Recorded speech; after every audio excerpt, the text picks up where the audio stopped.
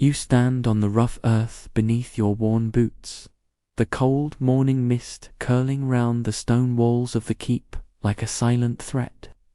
The air is heavy with the smell of damp wood, sweat, and the lingering sting of blood from battles past. A chill bites your skin beneath the coarse wool of your tunic, but it is the weight in your chest that presses hardest. A newborn has arrived, and with him the promise of a future tangled in blood and steel. Your fingers tighten around the hilt of your sword, worn smooth from countless fights, wondering how many more times you will need to draw your sword to defend this fragile thread of power in a land as wild and untamed as the sea-lashed cliffs beyond. The distant cries of crows rise over the harsh clamor of a village stirring to life, each stone and shadow whispering of betrayals and death dealt under the cover of night. The scent of burning peat flickers through the air as villagers stoke fires against the lingering cold, but the warmth they offer feels far from enough to thaw the icy grip of looming conflict. You hear the low murmur of your fellow knights gathering, their armor clinking like the ghostly chorus of wars yet to come, and your heart pounds with a mixture of duty and dread. This infant's days are just beginning, but you know the land hungers for blood, and it falls to you, seasoned warrior, to stand ready for the battles his bastard birth will surely ignite. Here lies 11th century Normandy in the shadow of power, caught on the edge of a story older than any of you, waiting for a boy to decide the fate of two nations. Welcome, dear viewers. Tonight, we settle into the late 11th century, a time when kingdoms rose and fell on the edge of a sword, and men risked everything for the chance to carve their names into history. But before we begin, get comfortable, relax completely. Maybe shoot me a like real quick, and, if you're not completely settled in, a fast comment telling me where you are located on the planet and the time of night you're getting to bed. Now, dim the lights. Maybe turn on a fan for that soft background hum. Close your eyes, listen gently, and let yourself settle into an immersive telling of the past. To truly understand the challenges that shape young William, we first journey to the reign of his father, Duke Robert I of Normandy, often known as Robert the Magnificent. Robert is a powerful and influential ruler, a man whose presence commands respect across the duchy during the early 11th century. His ducal court, centered in Rouen, is a hub of activity, overseeing a prosperous and increasingly well-ordered land. Robert possesses a strong will and a clear vision for his domain, ensuring its security and its place among the emerging powers of Northern Europe. However, a significant concern begins to weigh upon him. He lacks a legitimate male heir, a son born of a formal marriage, to ensure the smooth continuity of his rule. In the midst of his reign, Robert forms a relationship with a woman named Helena, whose origins are humble. She is the daughter of a tanner from Falaise. From this union, a son is born, and he is given the name William. His birth, while a source of personal joy for Duke Robert, immediately places a subtle, yet enduring, shadow over the child's future. In the strict social and legal customs of the time, a child born outside the bonds of marriage is considered a bastard. This status, while not uncommon, presents significant challenges to any claim of succession, particularly to a powerful title like the Duke of Normandy. The whispers of uncertainty, the quiet questioning of his lineage, begin even in his infancy. As the years progress, Duke Robert makes a momentous decision that sets the stage for William's early struggles.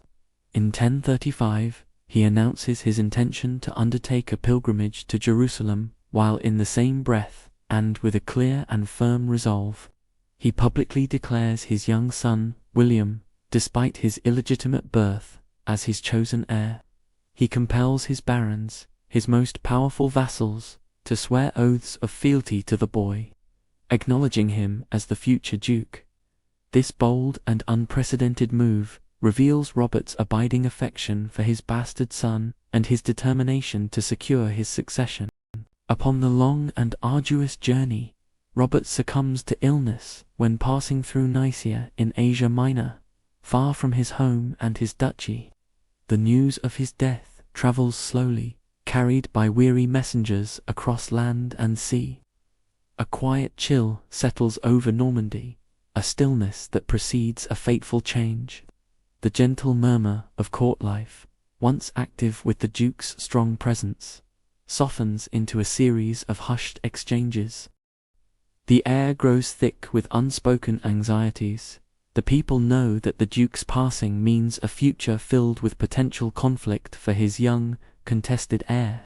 William, a child barely beyond his nursery years, suddenly finds himself at the very center of a powerful vacuum, a vulnerable figure upon whom the gaze of ambitious men now lingers. The concept of loyalty, often a fleeting thing in those times, is about to be tested. The powerful barons, who have quietly questioned William's legitimacy, now begin to stir. Their castles, once symbols of Norman strength, become centers of quiet discontent, their stone walls holding whispered plots.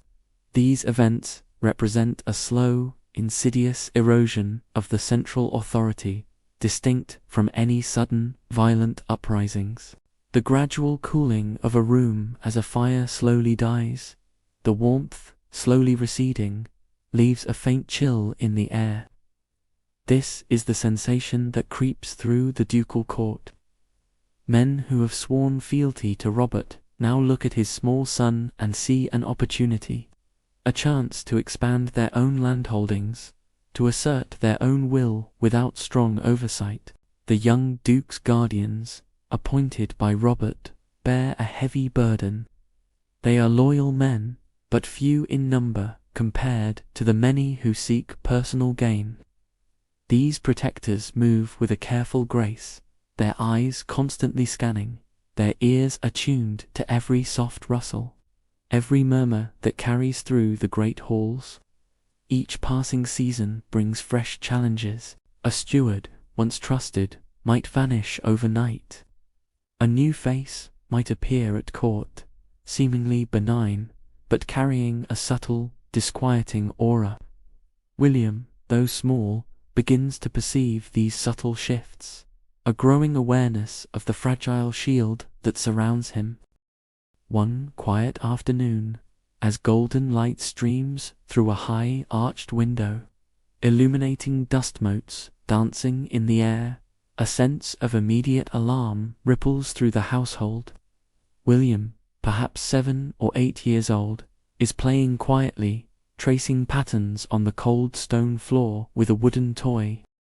Suddenly, the soft voices of his attendants grow sharp, hushed, then urgent. A hand, strong and firm, belonging to his guardian, Osborne, the steward, gently but quickly guides him away from the sunlight, towards a narrow, shadowed passage he has never noticed before. The air thickens with a sudden, unspoken fear. William's life faces immediate danger. Disgruntled Norman barons, seeing his youth and questionable birth as weakness, actively seek to eliminate him. Their methods include direct assassination attempts, fostering open rebellion in various regions, and undermining his few loyal guardians, seeking to plunge Normandy into civil unrest that benefits their own ambitions. Such moments, full of urgency, imprint themselves deeply upon the young Duke's developing understanding of his world and the unsettling nature of trust. He learns that the smiles of some courtiers can hide sharp intentions, and that words of loyalty, while easily spoken, are not always held in the heart. The true measure of a person, he begins to understand, lies in their actions when faced with adversity. In the stoic determination of those who remain by his side despite the increasing dangers, he sees the genuine, unwavering commitment of men like Osborne, who risk their own lives for his safety. This subtle differentiation between superficial friendliness and deep fidelity becomes an early, enduring filter through which he views the world. The constant exposure to potential danger, the need for quick, silent reactions, and the quiet vigilance of his protectors also instill in William a deep awareness of his own vulnerability. He understands, without needing words, that his life is a precious and contested thing. Every new morning is a gift, every evening spent safely behind guarded walls a small triumph. He learns to observe, to listen, to sense the shifts in the atmosphere around him. The subtle tension in a guard's shoulders, the sudden quiet that can mean trouble, the way certain faces will tighten when discussing his future. These small signs become his silent instructors. He absorbs these lessons not as fear, but as an essential understanding of the precariousness of existence for one in his position. From these early testing years, a particular kind of resilience begins to form within William. He is not a child given to outward displays of panic or despair, though the internal pressures must be immense. Instead, he learns to absorb the shocks, to adapt to the ever-present threat. The experience of hiding, of witnessing the subtle currents of conspiracy, teaches him to be patient, to be still, and to wait for the storm to pass. This is a quiet, internal fortitude, a strength that grows not from grand victories, but from the simple, unwavering act of enduring. It is a resilience born from necessity, forged in the crucible of constant vigilance and quiet survival, making him less a sheltered child and more a young man shaped by the cold realities of power. The very air he breathes, filled with the scent of uncertainty and the faint echo of danger, becomes his first classroom. The shifting alliances, the subtle betrayals, and the unwavering dedication of a few loyal souls become the foundational texts of his early education. He learns to read the unspoken language of power, to discern sincerity from deception, and to recognize the true cost of leadership when one's life is constantly under threat. This is a raw, unfiltered immersion into the harsh realities of governance and survival. As the quiet years of childhood slipped away, young William began to grow, his physical stature increasing, and with it, a certain quiet intensity in his gaze. The boy who had once hidden from shadows now found himself confronting them in the full light of day. The realm of Normandy, still simmering with the discontent that had marked his earliest years, awaited its true ruler. The scattered challenges that had once appeared as fleeting dangers now coalesced into a unified, undeniable opposition. The time had come for the boy, now a young man, to truly ascend, to take the reins of power that had been bequeathed to him. The journey to assume full ducal authority was a slow, deliberate ascent up a rocky incline, each step met with quiet resistance. William, still in his mid-teens, was seen by many of the established barons as an outsider, a bastard born, as they whispered, whose claim was weak and whose youth suggested inexperience. These were men of hardened resolve, accustomed to wielding their own influence, presiding over their own fortified strongholds, and governing their lands with a deep sense of inherited right. The idea of submitting to a young man whose lineage they questioned and whose power they doubted was a notion many found difficult to accept. The opposition he faced was not always a direct, armed rebellion. It often took the form of calculated neglect, a slow withdrawal of support, a refusal to honor traditional obligations. Feudal dues might arrive late, or not at all. Summons to the ducal court might be politely ignored or answered with evasive excuses. Imagine a vast, elaborate mechanism where each small gear, instead of turning in harmony, begins to subtly grind, causing the whole structure to slow and falter. This was the silent, almost imperceptible way in which William's authority was undermined. Yet, beneath this quiet defiance, the murmur of outright revolt was always present, like a low, distant growl on the horizon. William, guided by his remaining loyal counselors, understood that words alone would not suffice. He needed to assert his position, not through grand pronouncements, but through deliberate, unwavering actions. He began to travel across his duchy, visiting towns and strongholds, seeking out those who remained faithful, and gently reminding others of their obligations. His movements were precise, his demeanor calm. Even in the face of thinly veiled contempt, he observed the faces of those he met, discerning their true intentions, learning to read the subtle signals that spoke louder than any formal declaration. The council gatherings during these years were particularly charged. Picture a great hall, its high ceilings lost in shadow, the light from flickering torches casting dancing patterns on the stone walls. A long, heavy oak table, scarred by centuries of use, dominated the center, around which sat the most powerful men of Normandy. The air was often cool, tinged with the scent of old wood and the faintest hint of damp stone. When William entered, a hush would fall, a brief cessation of the low murmurs, replaced by the rustle of heavy cloaks as men shifted in their seats. His footsteps, though still light, carried the weight of his burgeoning authority. On one particular occasion, the quiet tension in the council hall was almost palpable, clinging to the air like a fine mist. The discussion centered on a matter of taxation, a levy William wished to impose to fund the restoration of a vital fortress.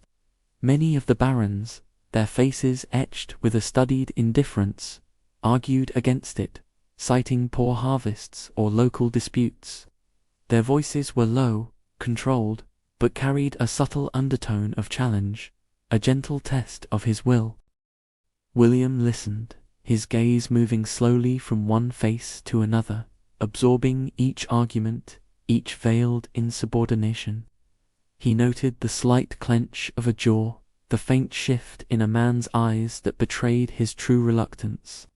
When it was his turn to speak, William's voice was calm and steady, devoid of youthful waver. He did not raise his voice or resort to overt threats.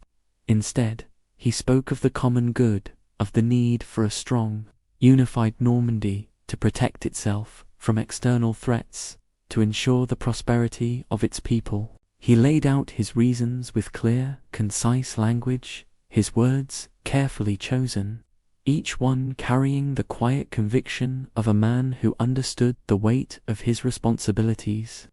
He did not demand, he stated. He did not threaten.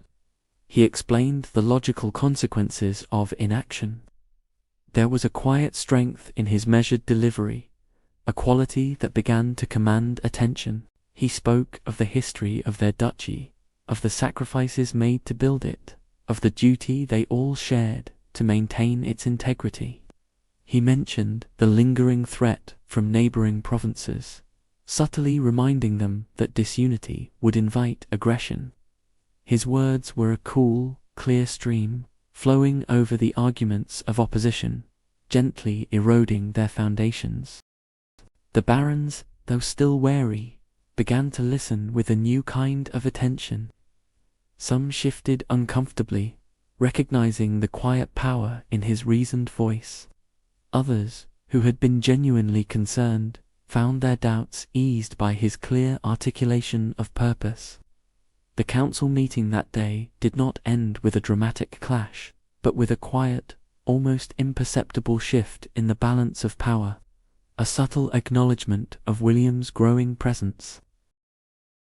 Yet, diplomacy and calm persuasion could only carry him so far.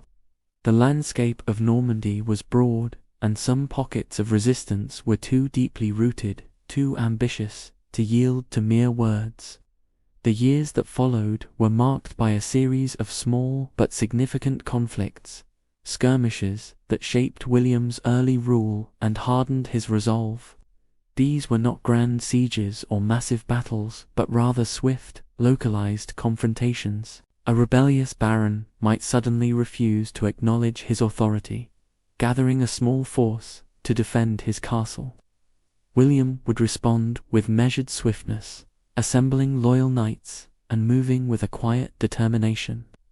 One such encounter occurred in the verdant western reaches of Normandy, where a baron of some standing had openly defied ducal law. William, now in his late teens, led his own forces, a disciplined collection of hardened knights and foot soldiers.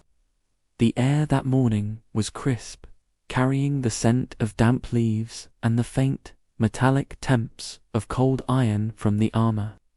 The clash, when it came, was brief but intense, a focused burst of steel and shouted commands.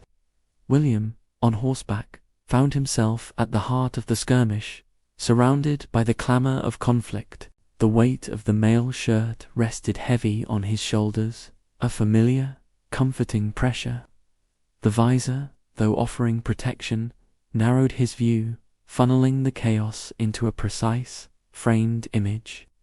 The sound was a dull, constant roar, the thud of hooves on soft earth, the sharp clang of sword on shield, the heavy breathing of men and horses. He could feel the powerful muscles of his warhorse beneath him, its movements steady and strong, carrying him through the swirling confrontation. The air was cool against his face and carried the subtle scent of sweat and iron. His arm moved with practiced ease, the sword a familiar extension of his will, deflecting a blow, then striking with a swift, clean motion. He saw the faces of his men, grim and determined, their eyes fixed on the task, their breaths pluming in the cool air. They moved as one, a deliberate force, pushing forward, not with wild abandon, but with a quiet, focused resolve. The shouting of his captains, their voices deep and steady, cut through the din, guiding the flow, holding the line.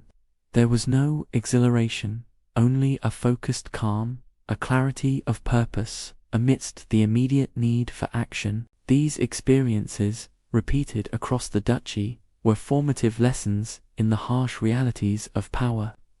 William learned that authority was not merely granted, it had to be continually reasserted, sometimes through force. He learned to trust the quiet efficiency of his commanders, to assess the terrain, and to make swift, clear decisions under pressure. Each small victory, each subdued rebellion, added another layer of strength to his rule, like the slow, deliberate construction of a stone wall, brick by brick. He also learned the bitter taste of betrayal. Some who had sworn oaths would turn against him, lured by promises of greater influence or simply seeking to test his limits. These betrayals were not met with anger or despair, but with a quiet, resolute determination to restore order and to ensure that such defiance would not go unpunished. The Duke's early rule was also marked by moments of careful reconciliation. After each conflict, William would offer terms, often firm but fair, to those who had opposed him. He understood that long-term stability lay not in brutal retribution, but in creating a system where even former adversaries could find a place, albeit a diminished one, within his authority. He offered pardons to those who submitted, integrated their forces, and often took their children as wards, ensuring their loyalty through a complex web of familial and political ties. This approach, blending measured force with strategic clemency, set a pattern for his governance, and slowly began to solidify his position. As these initial years passed, William's grip on Normandy tightened with a gradual, firm pressure. The whispers of illegitimacy began to fade, replaced by a growing respect for his quiet strength and his unwavering will.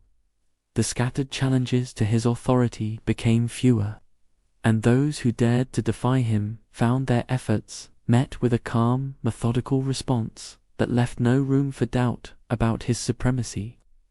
The young duke, tempered by the constant need for vigilance and the occasional necessity of conflict, was slowly transforming into a capable and formidable ruler. His early experiences, steeped in the quiet dangers of a contested childhood, had prepared him for the complex task of leading a duchy that was now beginning to recognize the steady hand of its new lord. With his authority becoming more secure within Normandy, William began to look beyond its borders, quietly considering ways to further strengthen his position and ensure his duchy's lasting influence.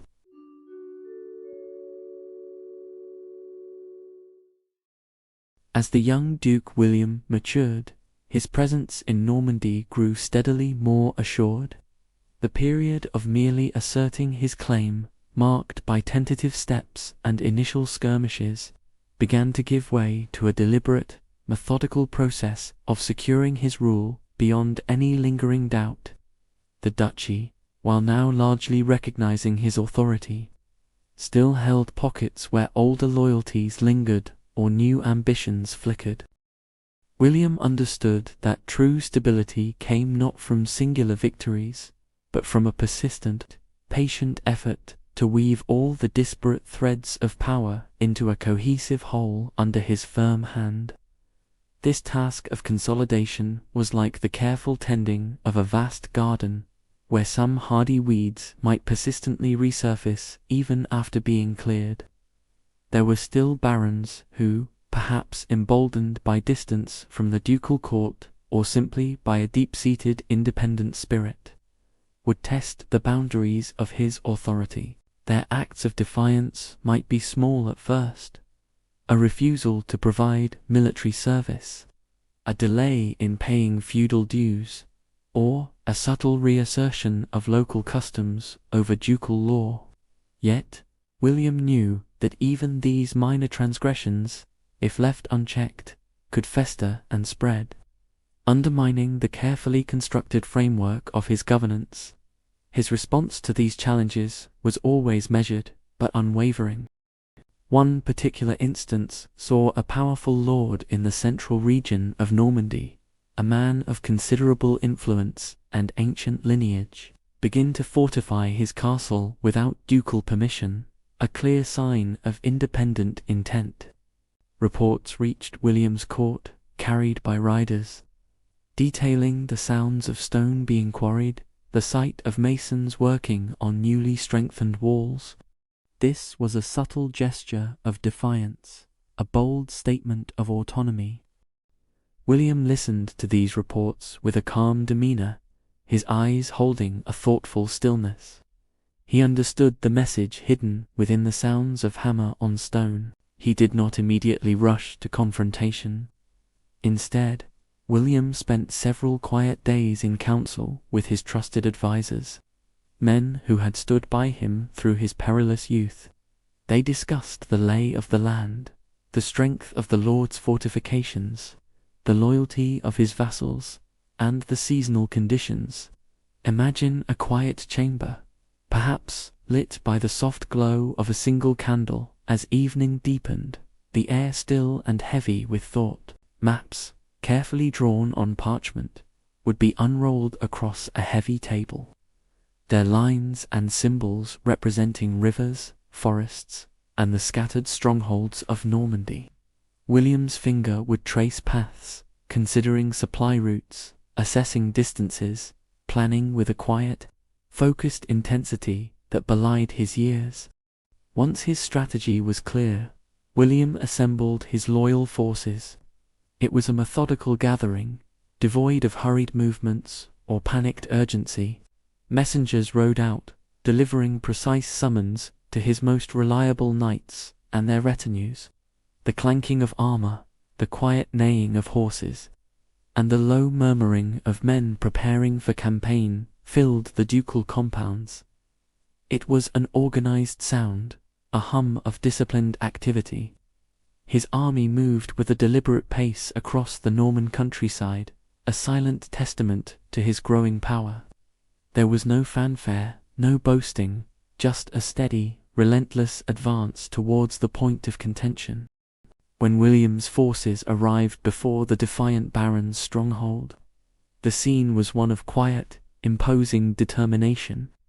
The castle, set upon a low hill, appeared strong, its new walls gleaming faintly in the sunlight. Yet, surrounding it, William's men positioned themselves with careful precision, like a net slowly tightening.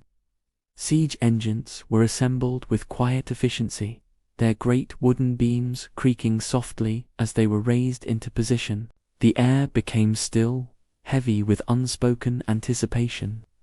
William, mounted and surveying the scene, projected an aura of unwavering resolve. He sent an envoy to the baron, a calm message, offering terms of submission, stating the necessity of his authority. The baron, perhaps surprised by the speed and quiet efficiency of William's response, initially refused. There was a brief period of static tension, a silent standoff. Then William's forces began their work. It was not a grand, chaotic assault, but a steady, persistent pressure. Catapults launched stones with a heavy thud, striking the castle walls, each impact a dull, echoing blow. Sappers, shielded by earthworks, worked slowly and methodically, undermining the foundations. Days turned into weeks, marked by the rhythmic sounds of siegecraft and the quiet watchfulness of the soldiers. Supplies to the castle were cut off, and the proud banner flying from its tallest tower slowly began to droop, its colors fading. The psychological toll on those within the besieged walls was immense. The constant threat, the dwindling resources, the awareness of William's unwavering presence outside, slowly eroded their will to resist. Eventually, the baron, his stores depleted, his men weary, sent word of his willingness to yield. William accepted the surrender with the same quiet composure he had shown throughout the siege. There was no exultation, no harsh taunts. The terms were firm. The new fortifications would be dismantled. A ducal garrison would be stationed in the stronghold, and the baron would renew his oath of fealty, pledging unquestioning loyalty and providing his required service. This outcome, achieved through patient force and unwavering resolve, was a determined restoration of order. Such crushing of revolts was repeated in various forms across the duchy, each incident reinforcing the message. William's authority was not to be trifled with. Beyond the quelling of internal dissent, William understood that lasting power also rested upon strategic alliances, particularly those forged through marriage. The most significant of these was his pursuit of Matilda, the daughter of Baldwin V, Count of Flanders. Flanders, a powerful and wealthy territory to Normandy's east, held a crucial position both politically and geographically.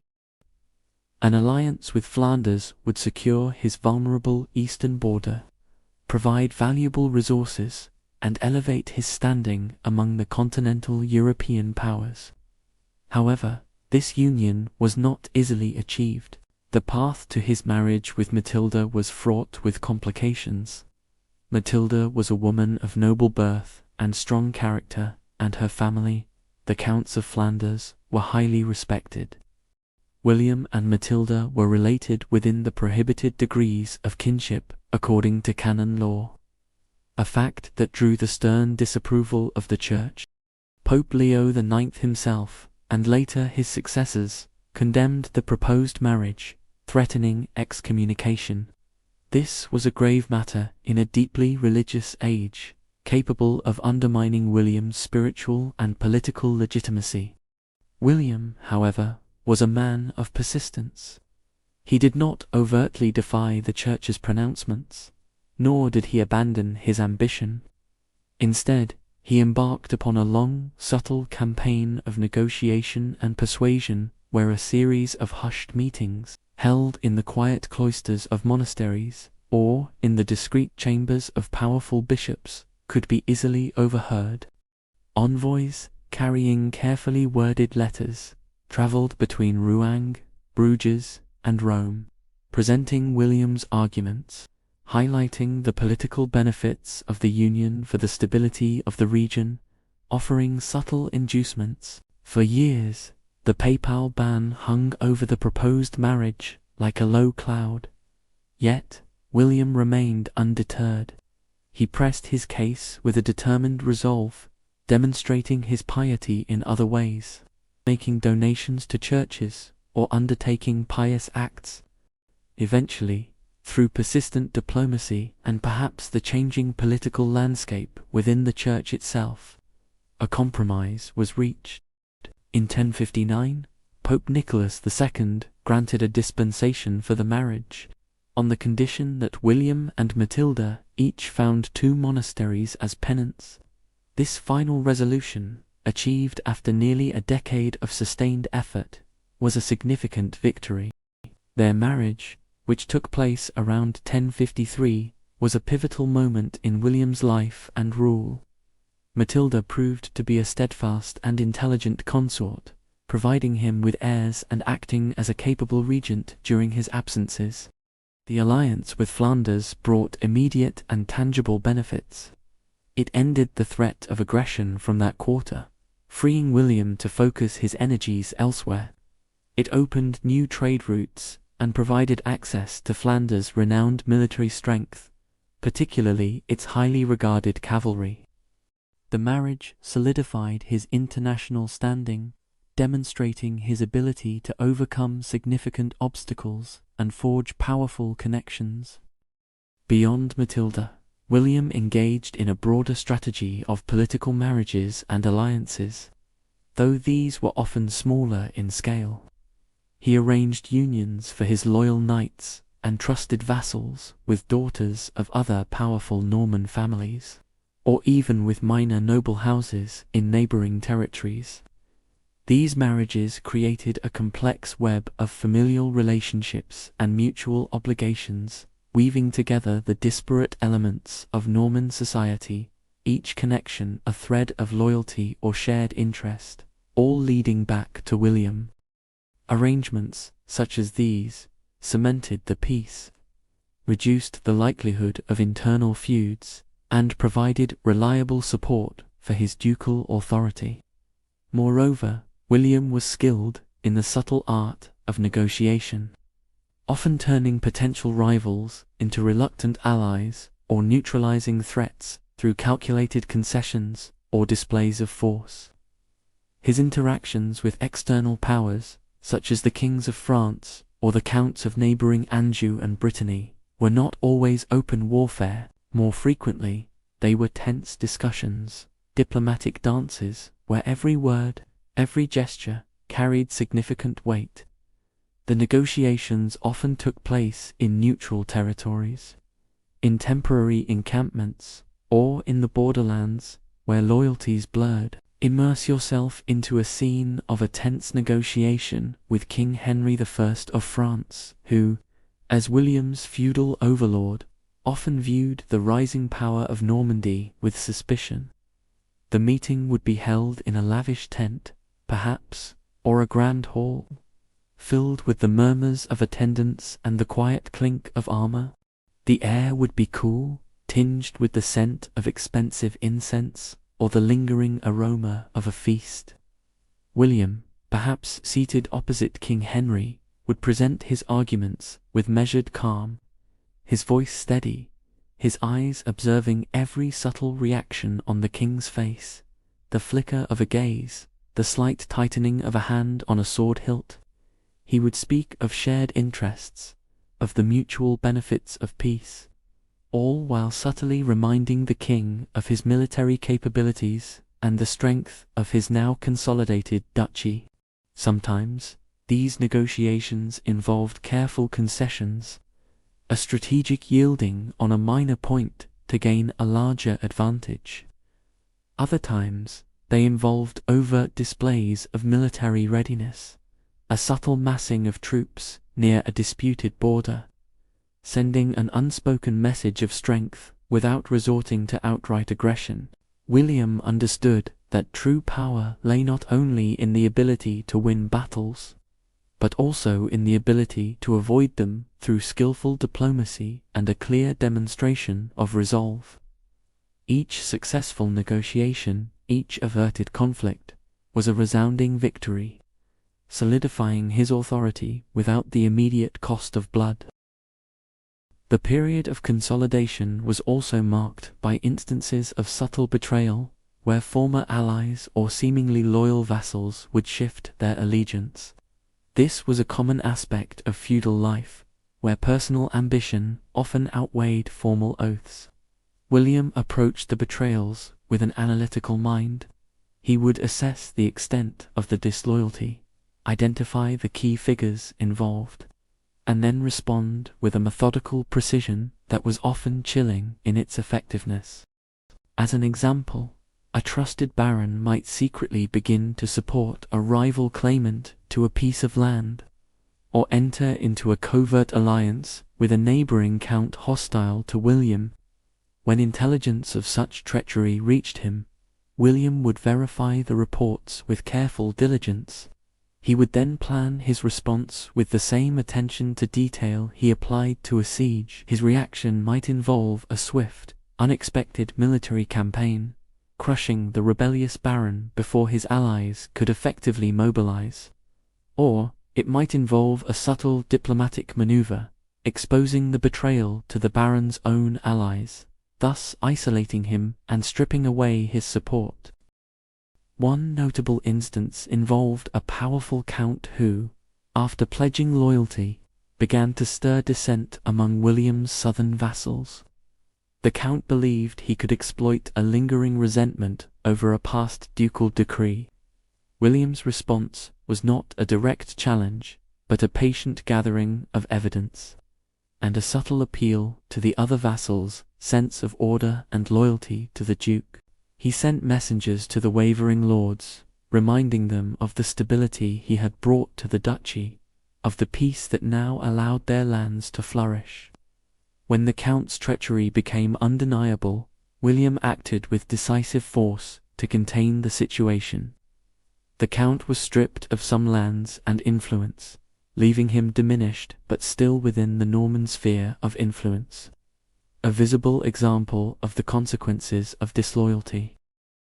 These subtle victories over betrayal, achieved through a blend of measured force and strategic political maneuvering, further secured William's authority. Each time a challenge arose, and each time he responded with his characteristic calm and methodical approach, his reputation grew. He was seen as a steady, unwavering hand, capable of both decisive action and shrewd negotiation.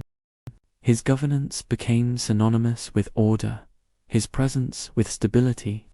The castles he built or rebuilt, the laws he reinforced, and the administrative structures he meticulously put in place all served to bind Normandy more tightly to his will. By the mid-1060s, Normandy had been transformed. The fragmented loyalties that had plagued William's childhood and early rule had largely been subdued. The duchy was now a cohesive, well-governed entity, its internal disputes minimized, its borders secure through a combination of military strength and strategic alliances. The ducal treasury, once lean, was now steadily replenished by systematic taxation. His army, tempered by years of internal campaigning, was disciplined and experienced. William, no longer the vulnerable child, had become the undisputed master of his domain, a duke whose authority was unquestioned within his own borders. A deep sense of accomplishment and satisfaction settled upon him. The years of struggle, the measured responses to defiance, the patient cultivation of alliances, had borne fruit. He walked through his fortified keeps with a calm stride, his gaze now reflecting the certainty of a man who held true power.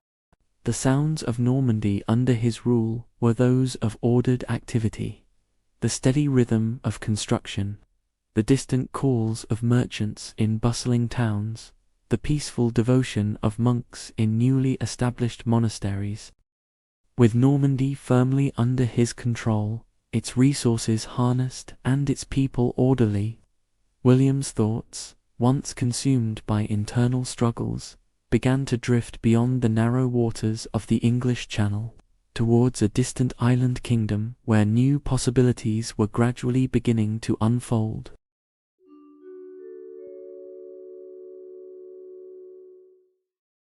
William's mind turns to the long-standing ties between his duchy and the kingdom across the Channel. England had long been a place of complex connections with Normandy.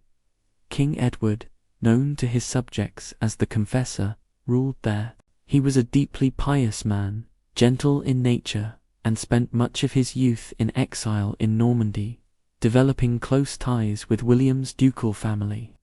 Edward spoke the Norman tongue and cherished the customs he had learned during his time on the continent.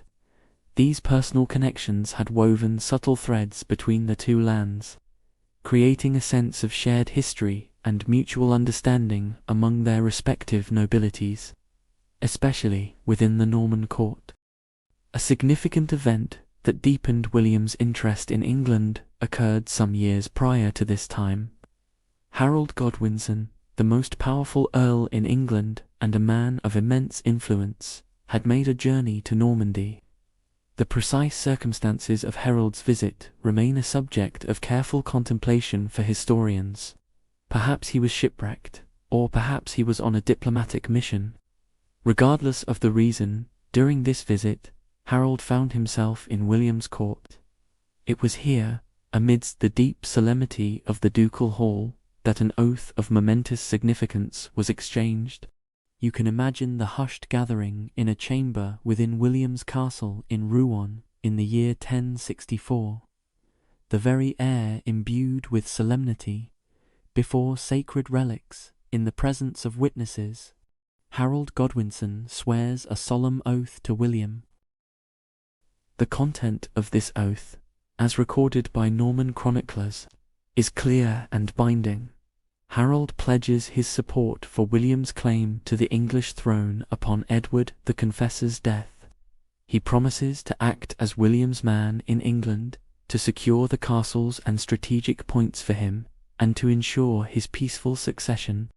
The weight of such an oath, taken before God and men in those times, is immense. It is considered a sacred bond, an unbreakable promise. William accepts this oath with a calm dignity, understanding its implications, trusting in the solemnity of the moment. This establishes, in William's mind, a clear and undeniable right to the English crown, should King Edward pass without a direct heir. With this foundation laid, the seasons turn steadily. William continues his methodical governance of Normandy, ensuring its prosperity and stability as the years gently advance towards a fateful moment.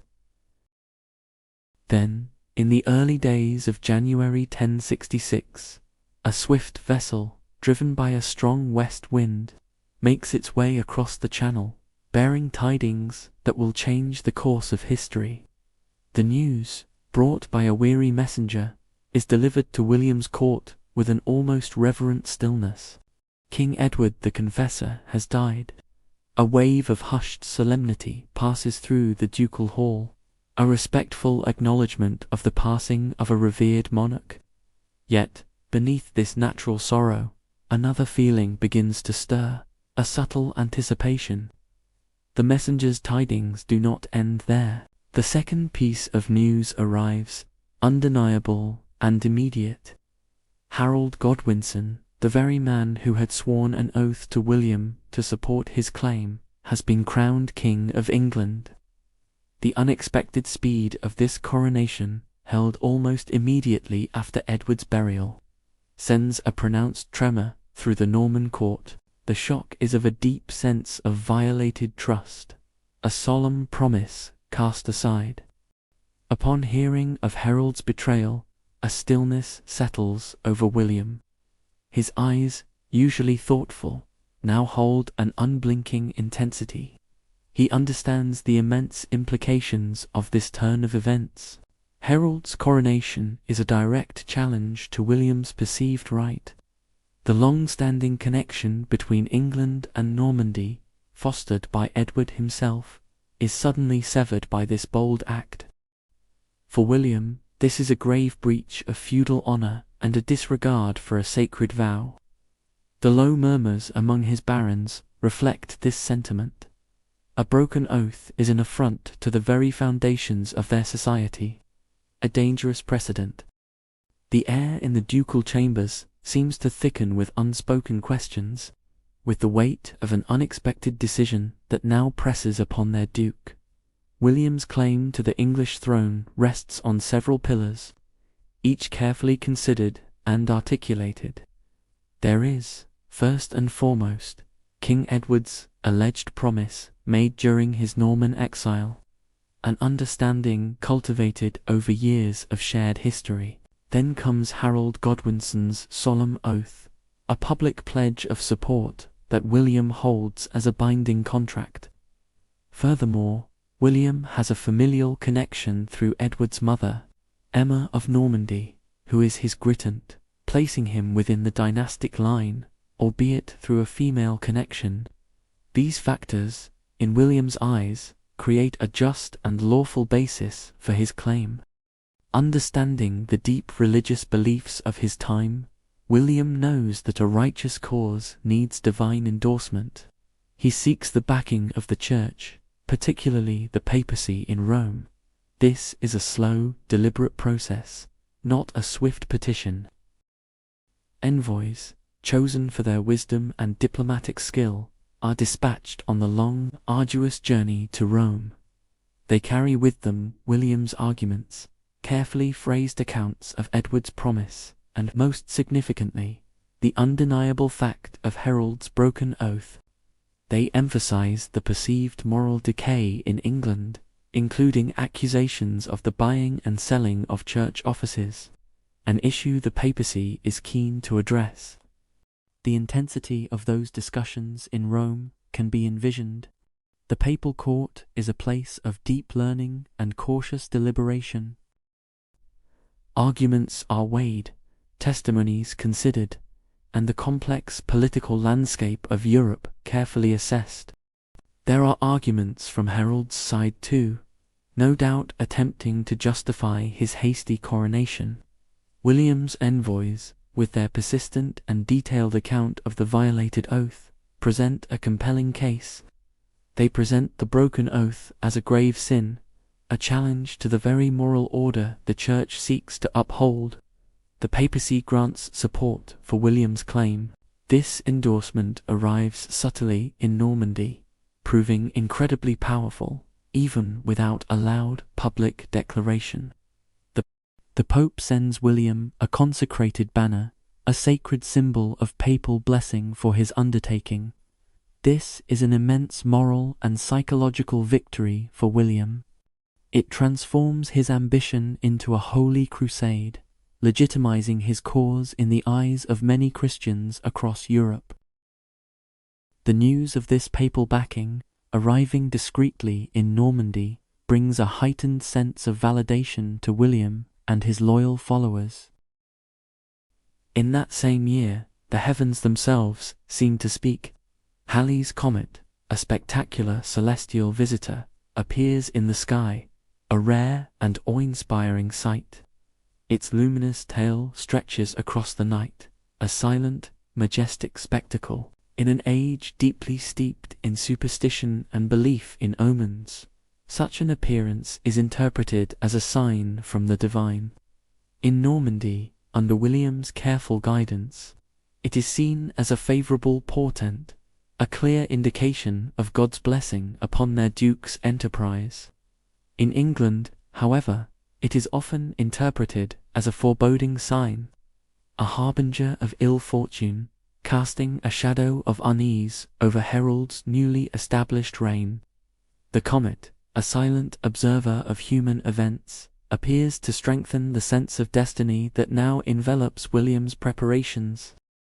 With his claim established and blessed by the Church, William's focus shifts to the monumental task of planning the invasion, a carefully considered undertaking that consumes many months. The stillness of his ducal chambers becomes the hub of intense strategic deliberation. He understands that success depends entirely on precise organization, detailed logistics, and the unwavering commitment of his most trusted commanders. A large, unassuming room can be envisioned within the ducal residence at Bayeux, a secure location where the soft light of oil lamps illuminates detailed discussions. The air is cool, sometimes still, other times gently stirred by the rustle of parchment and the soft, measured voices of men in council. A heavy wooden table, scarred by years of use, is often covered with maps depicting coastlines, the perceived depths of the channel, the locations of English towns and fortifications, and the approximate lay of the land. William's finger, strong and steady, traces paths across these rough depictions, moving slowly from the Norman coast to the English shores, envisioning the journey, the landing points, the routes of march. Around the table gather William's most experienced and loyal barons, men who have fought alongside him, who know the determined focus of their duke in calm discussions, methodical and intensely focused on the practicalities of war. Each commander, seasoned by years of campaigning, offers his thoughtful insights, contributing to the shared pool of knowledge. They talk of the sea, its unpredictable moods, the strength of its currents, the timing of its tides. They speak of the land of England, its defences, its resources, the temperament of its people. The logistics of assembling an invasion force of this magnitude are staggering, a challenge of a scale rarely attempted in their age. The first and perhaps most significant hurdle is the fleet. Normandy, while possessing coastal towns, does not have a standing navy capable of transporting thousands of men, hundreds of horses, and considerable quantities of supplies across a treacherous body of water. William decrees that ships are to be built by every town, village, and feudal lord with coastal access, rather than solely by a single shipyard. The sounds of construction begin to fill the coastal areas, the steady ringing of hammers against nails, the regular sawing of timber, the scent of fresh-cut wood and hot tar lingering in the air. From within the deep forests come oak and elm, dragged to the shipyards, where skilled carpenters and shipwrights work with careful diligence, transforming raw materials into sturdy transport vessels. While the ships are being constructed, the arduous process of gathering the army begins. This task requires recruitment and careful organization and provisioning. William relies on the feudal obligations of his vassals, summoning knights and their retainers from every corner of his duchy. This alone is not enough. He also reaches out beyond Normandy, drawing upon his alliances, knights from Brittany, Flanders, and even some from France and Anjou, drawn by the promise of land and riches, or simply by the appeal of a divinely sanctioned cause, begin to steadily make their way towards the Norman coast. Each arrival represents another thread woven into the growing collection of his invasion force. The provision of supplies is a monumental undertaking. Considerable storehouses, steadily filling with barrels of salted meat, sacks of grain, and carefully packed dried fish, can be envisioned. Armourers work ceaselessly, their hammers ringing with a steady beat, forging countless mail shirts, helmets, and swords. Bowyers craft thousands of bows, and fletchers prepare millions of arrows. Horses, essential for the Norman cavalry, are purchased and gathered from across the region, their soft snorts and shifting hooves adding a new dimension to the sounds of preparation. Every conceivable item needed for a campaign lasting several months, from spare parts for siege engines to fresh water barrels, is carefully calculated and procured. William himself, amidst this steady drone of activity, maintains an outward calm. He moves among his men, observing their work, offering words of encouragement, and ensuring that every detail is attended to. His calm leadership inspires confidence. He is a man of precise instruction, thoughtful consideration, and unwavering attention to the myriad of practical challenges. The large undertaking is a reflection of his own steady hand, proof of his capacity for patient, long-term planning. The goal is clear: to prepare an invasion force that will be overwhelming in its strength, organized in its movements, and capable of executing a decisive strike. The decision of when to launch the invasion is a matter of intense strategic consideration. It depends on the unpredictable moods of the Channel weather, on the tides, and on intelligence from England. William understands the need for secrecy and the element of surprise. He awaits the opportune moment, a time when conditions will be most favorable for the crossing and the landing. As the summer months smoothly progress, and the great fleet of ships slowly takes shape along the Norman coast, gathering in the estuaries and harbours, a sense of low anticipation grows among William's men. The preparations are nearing completion, and the moment to set sail for the distant shores of England is drawing ever closer. The call to England, once a distant whisper, is now a loud, clear summons.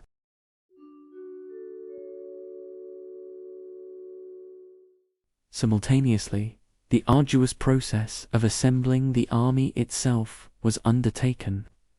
William, utilizing the established feudal system, issued summonses to all his vassals, obligating them to provide a set number of knights, squires, archers, and foot soldiers, equipped and provisioned for an extended campaign.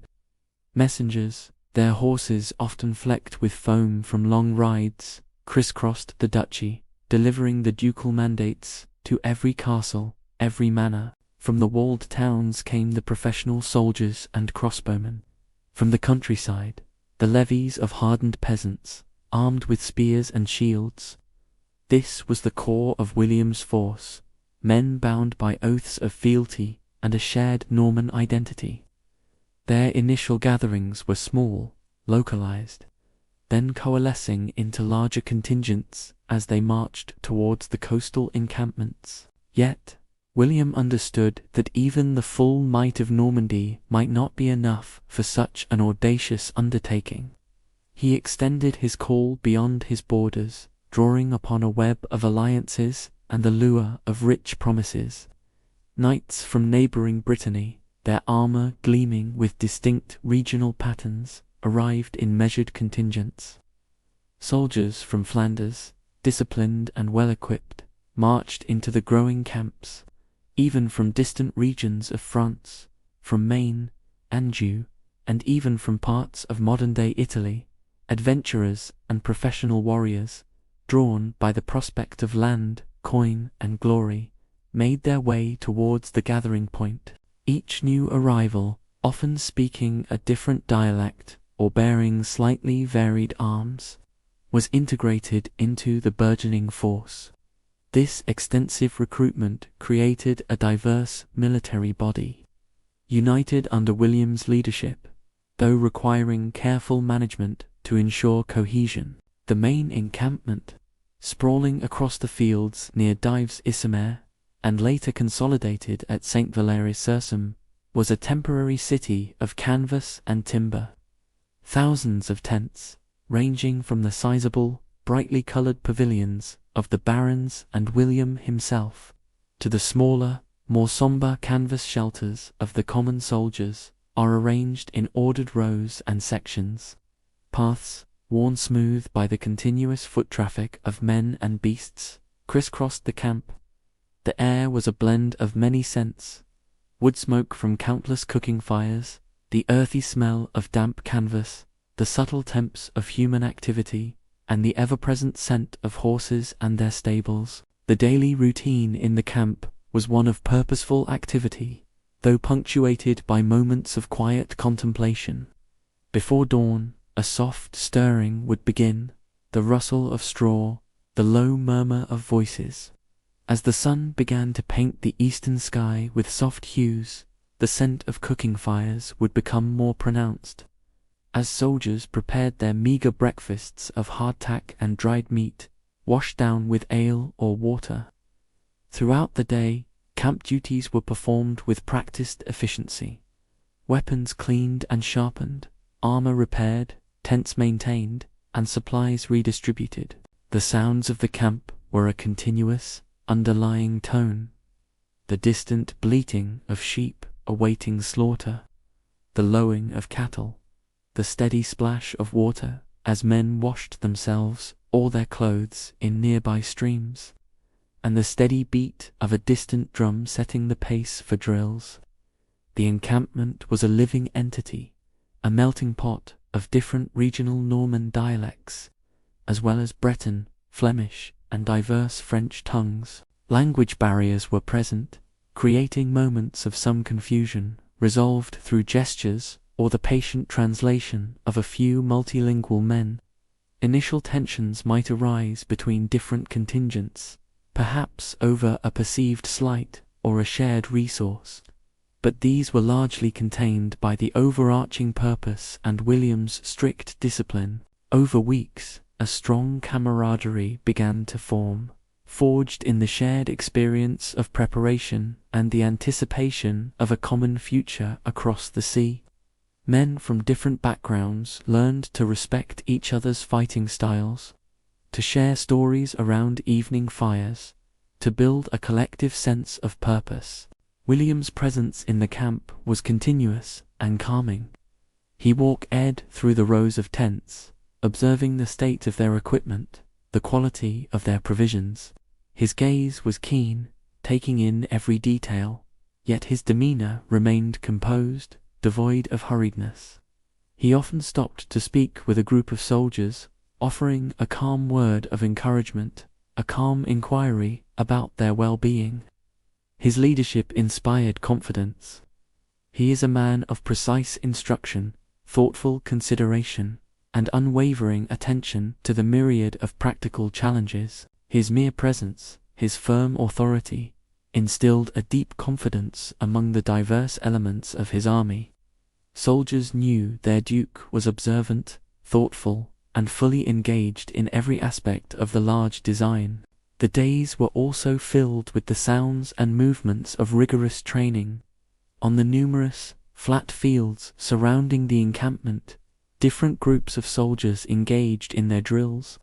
Knights, clad in their heavy mail, practiced horsemanship, their powerful steeds thundering across the ground, kicking up clouds of dust. The clang of sword on shield, the sharp whistle of a blade cutting through the air, and the grunt of effort from sparring men filled the training grounds. Archers, their bows stretched taut, sent streams of arrows whistling towards distant targets, each thud a dull impact into the straw bales. Foot soldiers, armed with spears and axes, practiced forming tight shield walls, moving in slow, synchronized movements, learning to hold their ground against an imagined enemy. The purpose of this ceaseless training was it aimed to hone individual fighting skills, to sharpen the reflexes of each man. It also aimed to create a cohesive fighting force, transforming disparate groups of men into a unified military unit. Soldiers learned to move as one, to respond instinctively to commands, to trust the man fighting next to them. The steady shouts of the drill sergeants, the coordinated movements of hundreds of men, instilled a deep sense of discipline. This was a physical and mental conditioning process, building stamina, endurance, and the steadfast confidence that comes from repeated practice. The air during these training sessions was often heavy with the scent of sweat, dust, and the faint metallic temps of steel. Maintaining morale, especially during the long weeks of waiting for favorable winds, was a subtle but important task. William understood the psychological pressures on men gathered for such an uncertain undertaking. Religious sermons were frequently held, conducted by priests who moved among the tents, offering blessings and reminding the men of the papal support for their cause. The consecrated banner, a symbol of divine approval, often displayed, served as a clear reminder of the righteousness of their enterprise. Promises of land and riches in England were subtly reiterated, expressed as calm assurances of future prosperity for those who served faithfully, rather than large, sweeping declarations. The shared sense of a righteous cause, of reclaiming what was rightfully William's, provided a powerful, unifying motivation. Addressing any nascent dissent or impatience required William's firm hand. If rumors of delays or doubts about the invasion began to circulate, William would address them with reasoned explanations, rather than anger, reminding his men of the need for patience, for the right conditions. Any signs of outright insubordination were met with swift, decisive action, a firm display of authority that served as a clear message to all. Alliances were continually reinforced through personal meetings between William and his key commanders, through shared meals in his pavilion, and through the calm exchange of gifts and courtesies.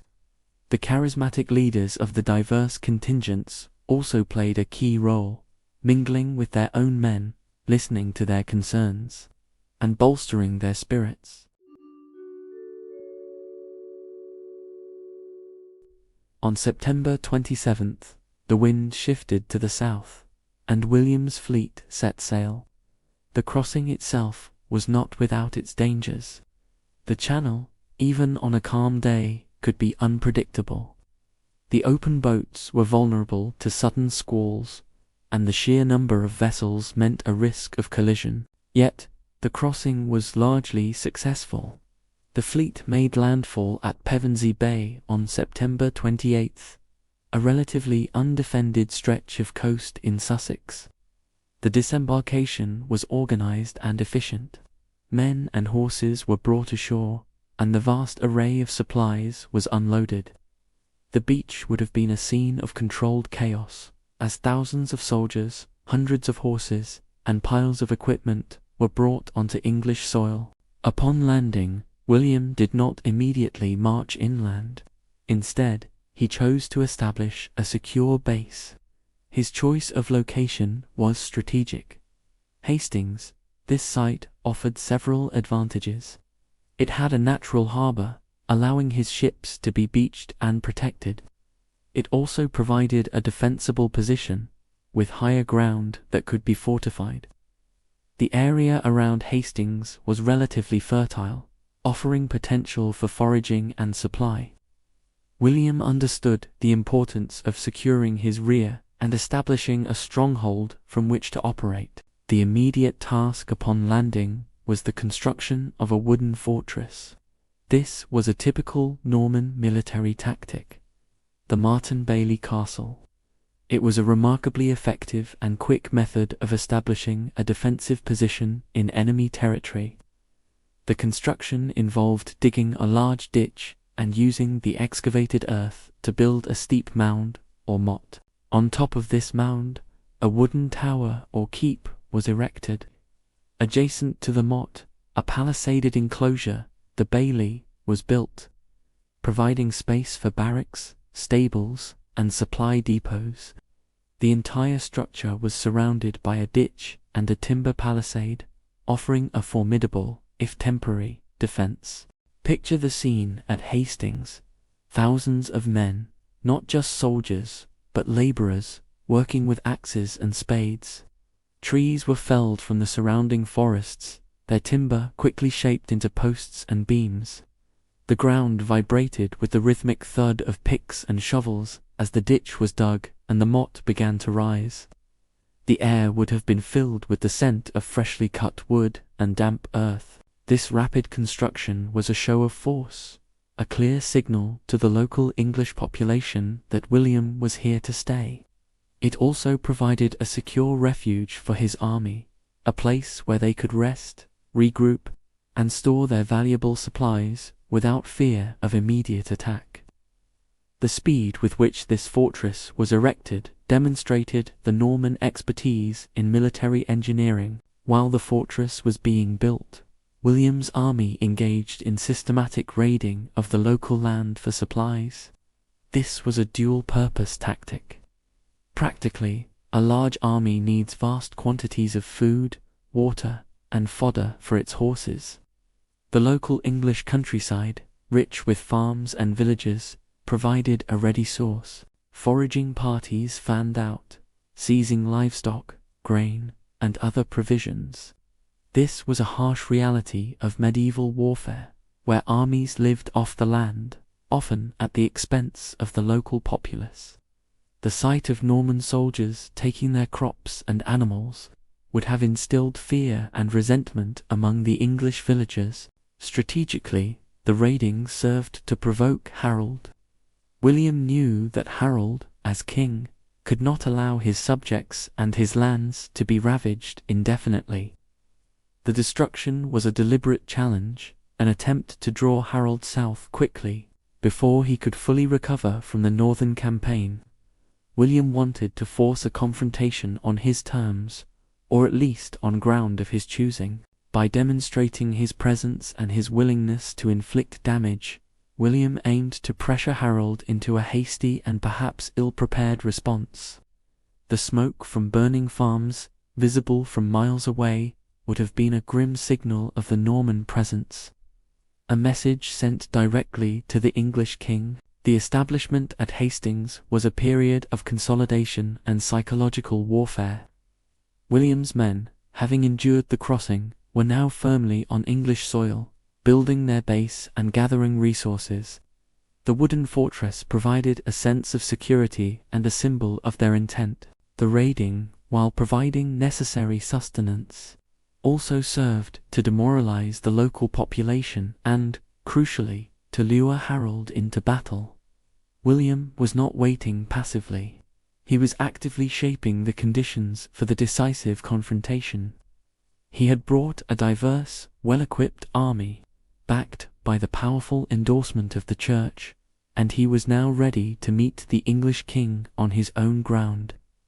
The stage was set for the encounter that would determine the future of England.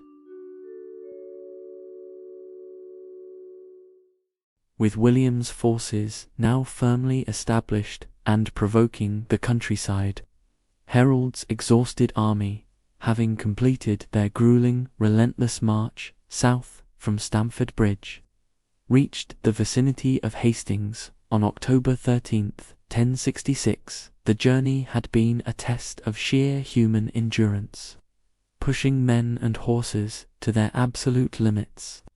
They had covered hundreds of miles in under 2 weeks, a pace that few armies of the era could sustain. Every step had been heavy with the weight of urgency, the knowledge that William of Normandy was laying waste to English land in the south. The soldiers, many of whom had fought and bled just days before against Hardrada, were bone-tired, their bodies aching, their minds weary. Yet, a grim determination held them together. Fueled by the sight of their king and the deep-seated impulse to defend their homes, Harold chose his ground with care.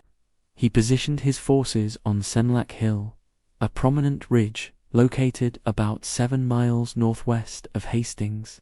This was a strong defensive location. The hill rose gently from the south, offering a clear field of fire for archers and a challenging ascent for any attacking force. Its flanks were protected by marshy ground and dense woods, natural barriers that would funnel an enemy attack and make cavalry maneuvers difficult. The summit was relatively flat, providing ample space for the English shield wall to form. This was a position chosen for its inherent strength, a place where a tired infantry army could best withstand the charge of a fresh, cavalry-heavy opponent. The decision to occupy this high ground was a logical one, given the composition of Harold's army and the exhaustion of his men. As the English army settled onto the hill, the first glimpses of the Norman forces emerged from the distance. From their vantage point, the English could see the Norman camp, a sprawling collection of tents and activity. The contrast between the two forces must have been striking. The English, though numerous, showed the signs of their recent ordeal. Worn clothing, tired faces, the muted clatter of equipment. The Normans, by comparison, appeared fresh and well-equipped, their banners fluttering in the autumn breeze, their camp a vibrant hub of organized military life. The air, which had been filled with the sounds of Harold's weary march, now carried the distant murmurs of the Norman presence, a constant reminder of the impending clash. The day before the battle, a final attempt at negotiation took place, though its sincerity on William's part remains a matter of historical debate. William sent envoys to Harold's camp, carrying a set of demands. These were not proposals for peace in any true sense, but rather a series of ultimatums designed to undermine Harold's authority or force his hand. William's message was direct. Harold should yield the throne, acknowledge William as the rightful king, and step aside.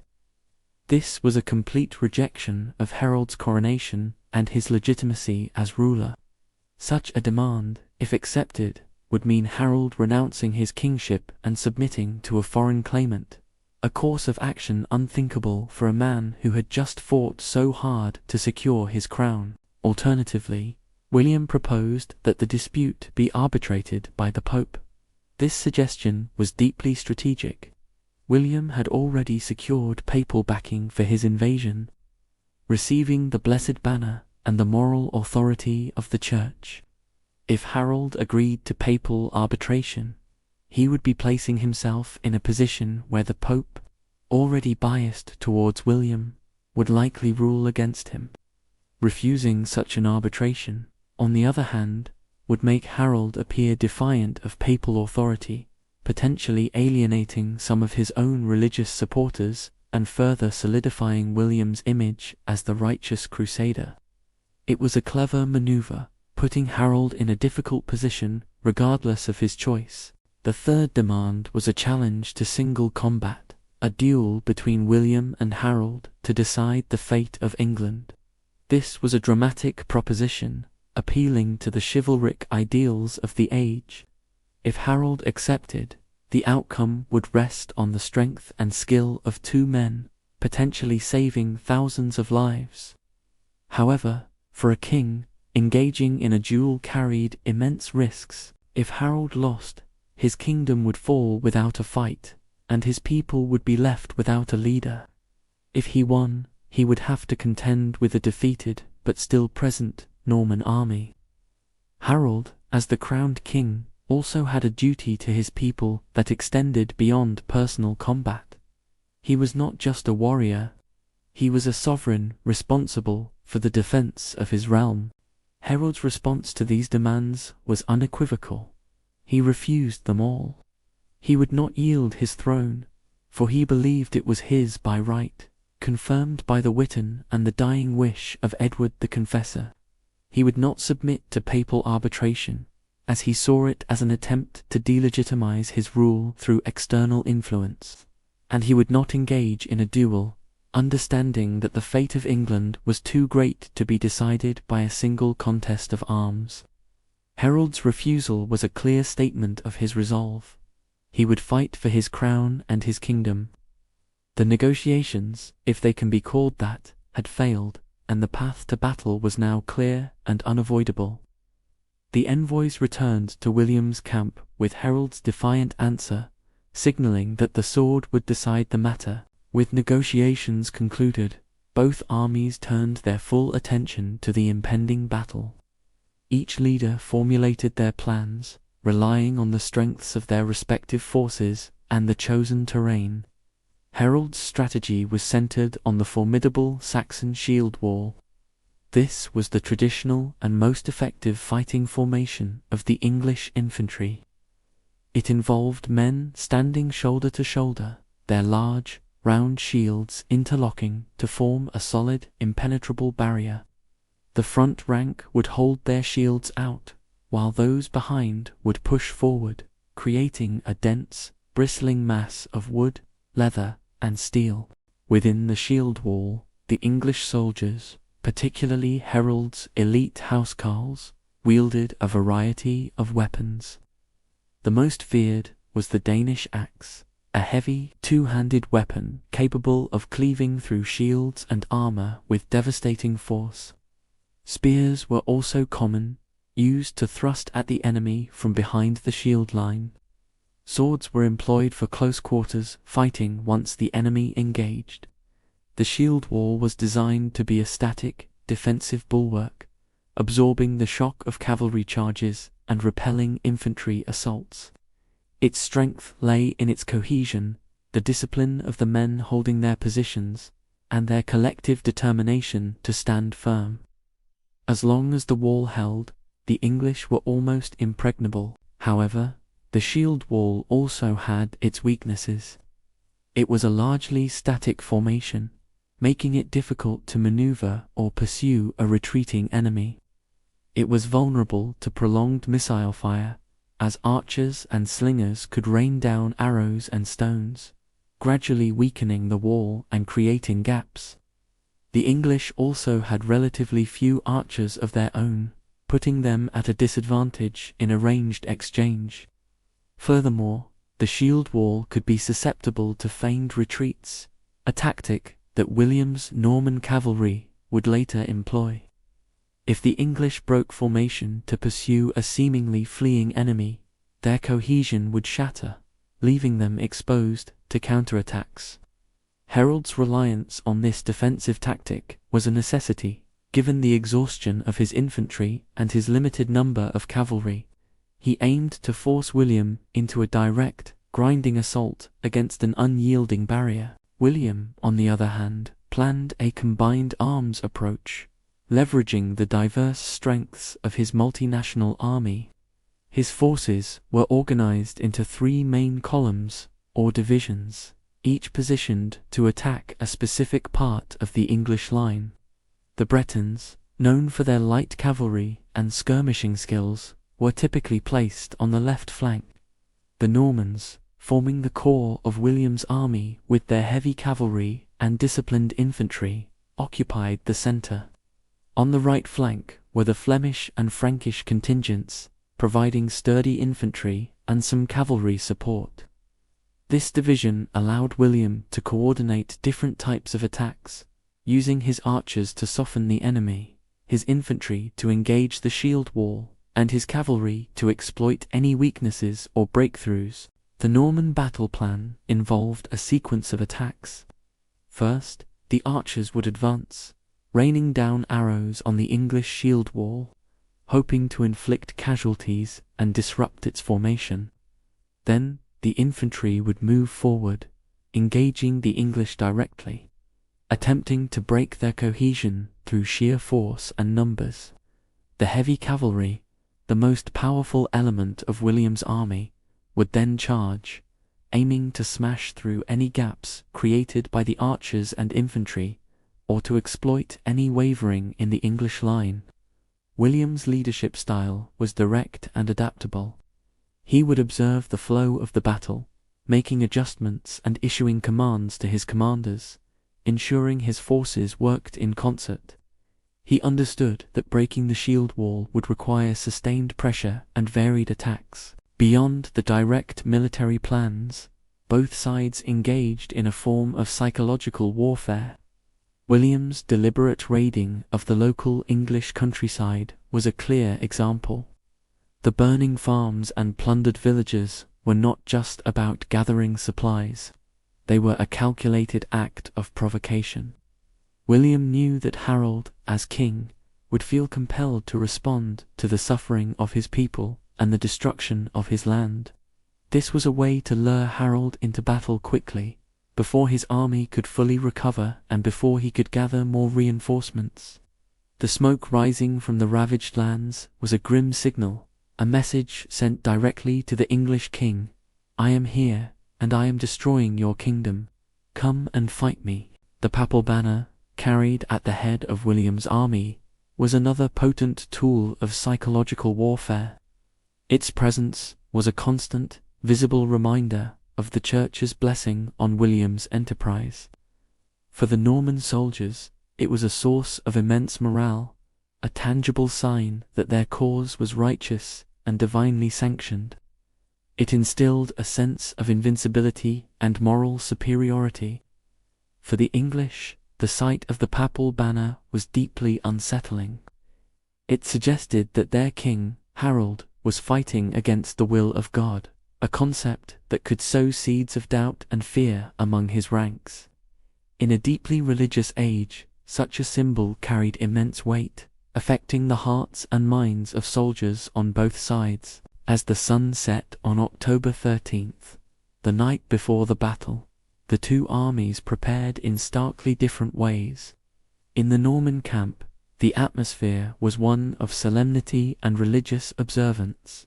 William's men spent the night in prayer and confession. Priests moved among the tents, hearing confessions and offering absolution.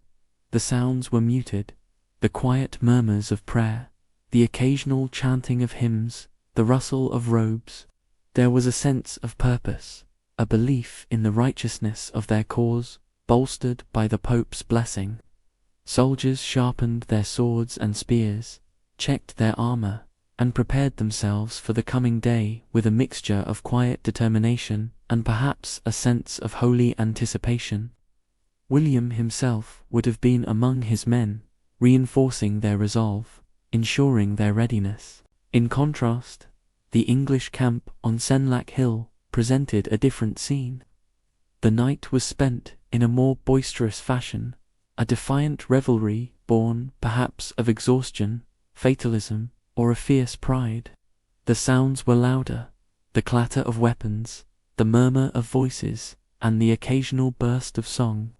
Many soldiers drank mead and ale, perhaps seeking a temporary escape from the grim reality of the morning to come. There were shouts and defiant taunts hurled across the valley towards the Norman camp, a raw expression of their anger and determination. While some may have prayed in their own way, the overall mood was less one of solemn piety and more one of defiant camaraderie. Harold, burdened by the weight of his kingship, knew the odds were stacked against him.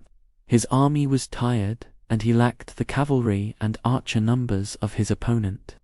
Yet, he also knew the strength of his shield wall and the fierce loyalty of his housecarls. The fate of England rested on his shoulders, and he would face the dawn with unwavering resolve, ready to defend his crown and his homeland against the Norman invasion. The final hours of darkness passed slowly, each minute bringing the two armies closer to the decisive engagement that would forever alter the course of history. The dawn of October 14th, 1066, broke over Senlac Hill with a chilling clarity. A cold, crisp autumn air hung heavy over the landscape, carrying the faint scent of damp earth and the distant, restless sounds of two vast armies. As the first light touched the ridge, it illuminated the English host, already in position. King Harold's men had spent the night in a defiant, sometimes raucous vigil, but now, with the rising sun, a quiet intensity settled over them. They stood shoulder to shoulder, a dense mass of infantry, their shields forming an almost unbroken line along the crest of the hill.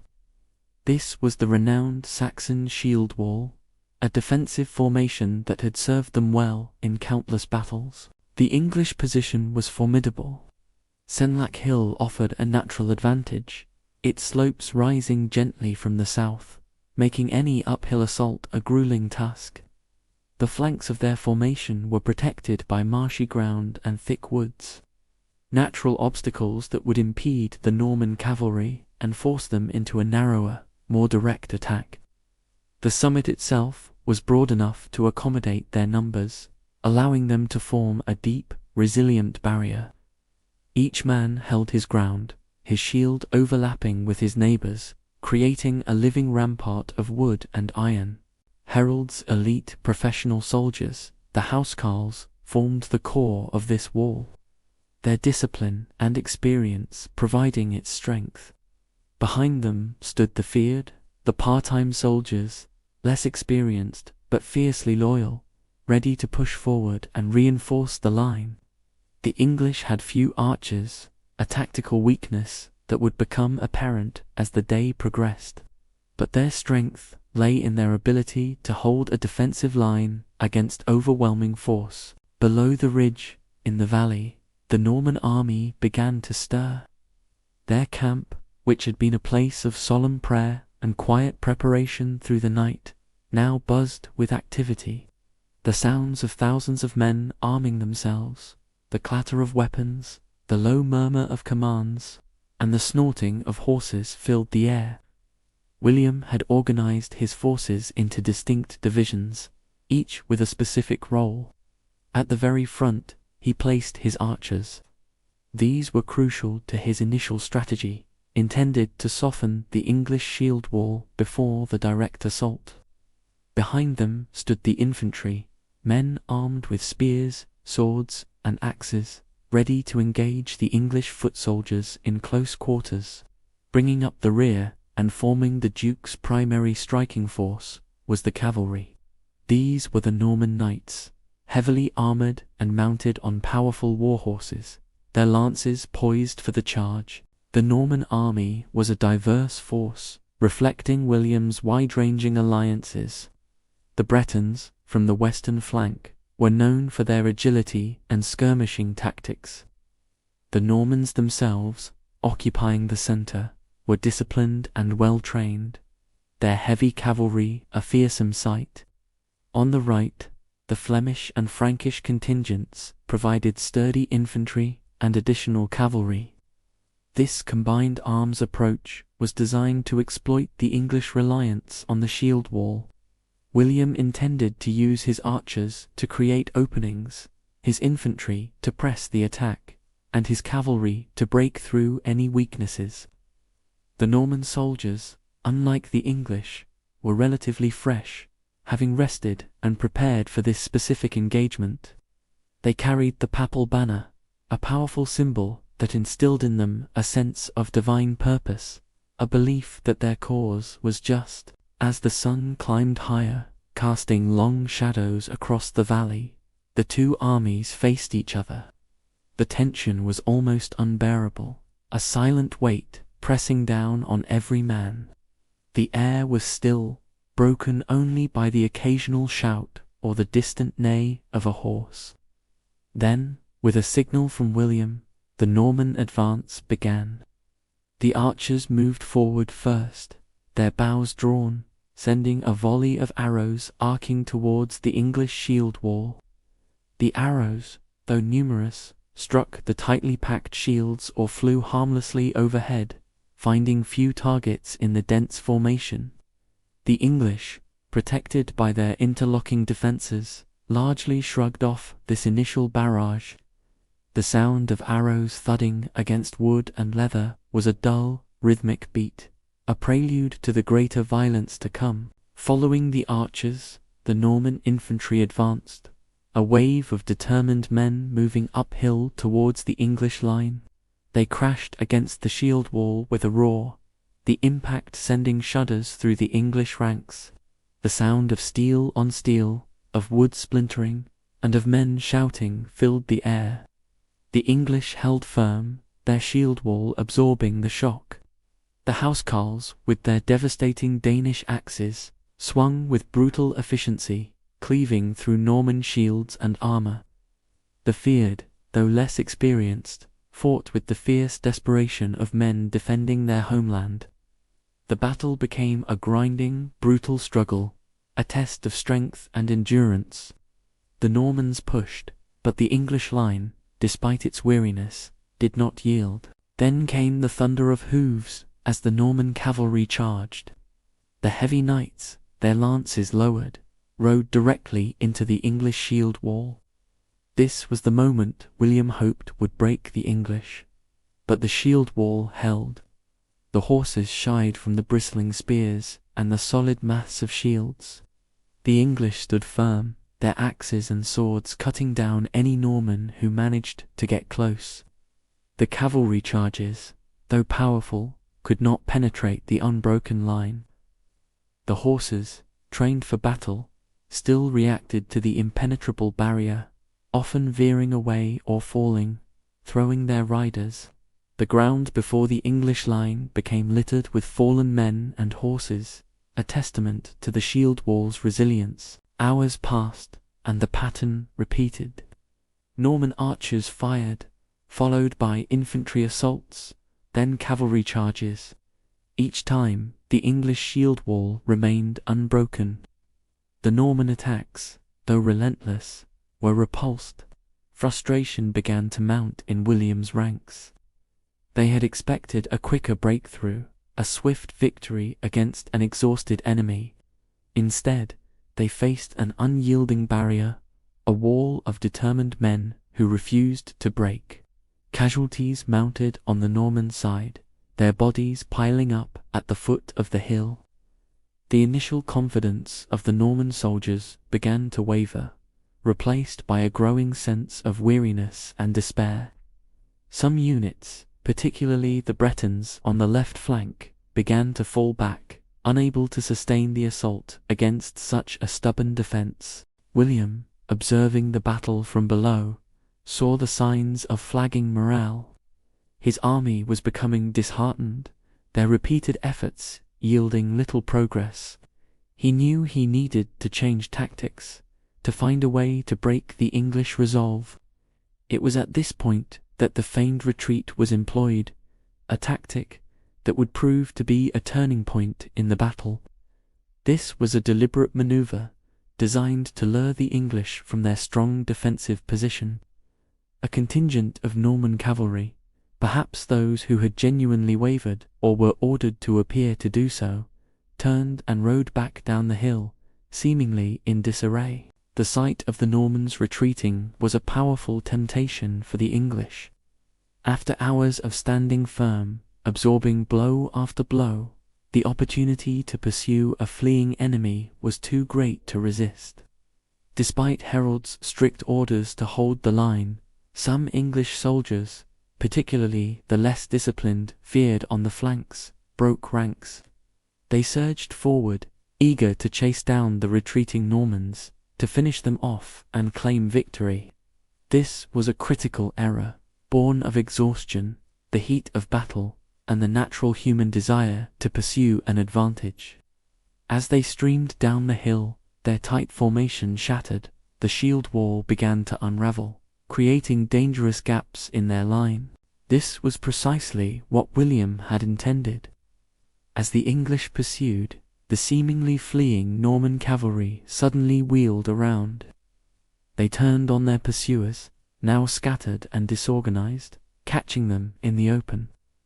The English, no longer protected by their shield wall, were vulnerable. The Norman knights, with their lances and swords, cut down the exposed English soldiers with devastating efficiency.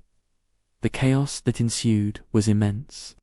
The English who had broken ranks found themselves isolated, surrounded, and overwhelmed. Those who had remained on the hill watched in horror as their comrades were cut down, unable to offer aid. The feigned retreat had worked, creating a bloody trap that severely weakened the English flanks. The Normans repeated this tactic several times throughout the day. Each time, a portion of their cavalry would appear to flee, drawing out eager English pursuers, who would then be cut down when the Normans turned. This slow, grinding process gradually eroded the English shield wall. The gaps grew larger, the cohesion weakened, and the number of English defenders dwindled. The English, though learning from their mistakes, found it difficult to prevent all their men from breaking ranks, especially as the battle wore on and fatigue clouded judgment. The constant pressure, combined with the psychological trickery, began to take its toll. As the battle progressed, William also made a crucial adjustment to the role of his archers. In the early hours, their flat volleys had been largely ineffective against the solid shield wall. William ordered his archers to change their trajectory to fire upward volleys.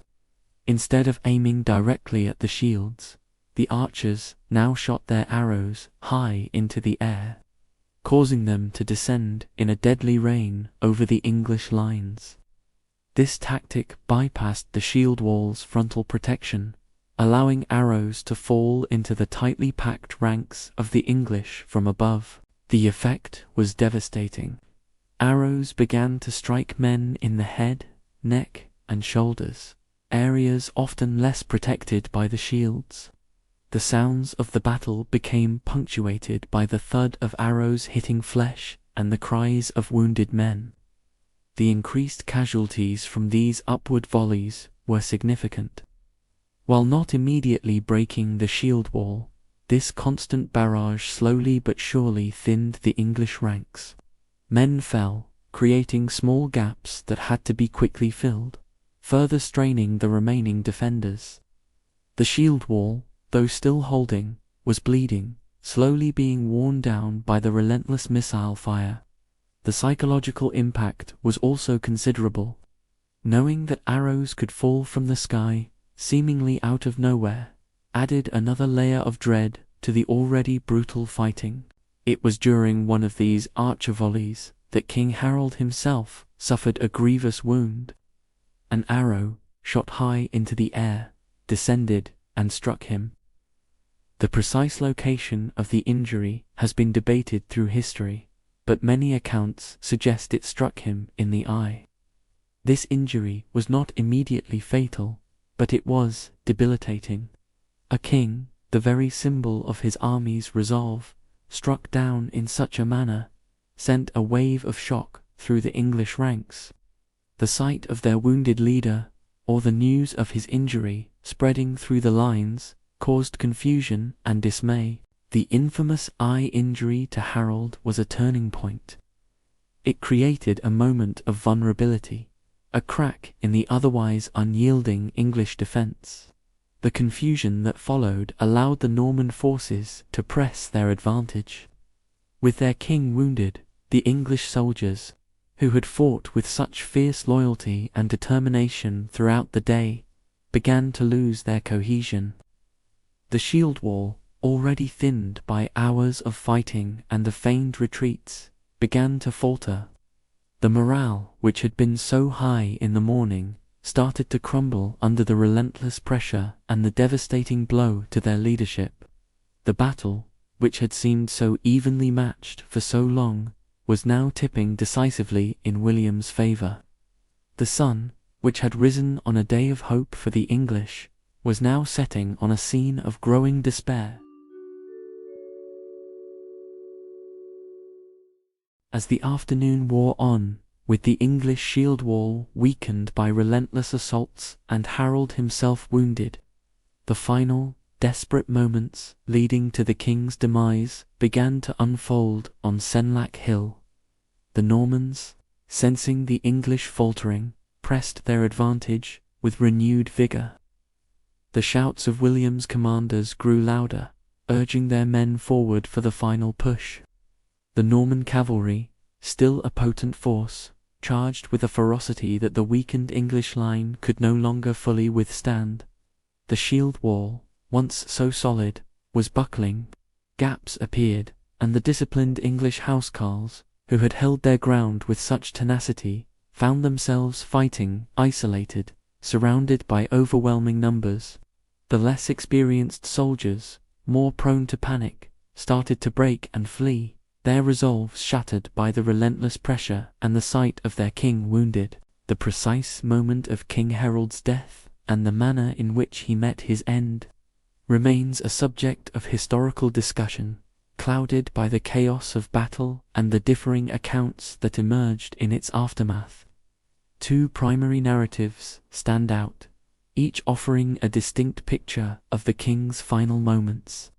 These accounts come from sources created by those who lived through or shortly after the events, providing valuable but sometimes conflicting glimpses into that fateful day. One of the most famous and widely recognized depictions of Harold's death comes from the Bayeux tapestry.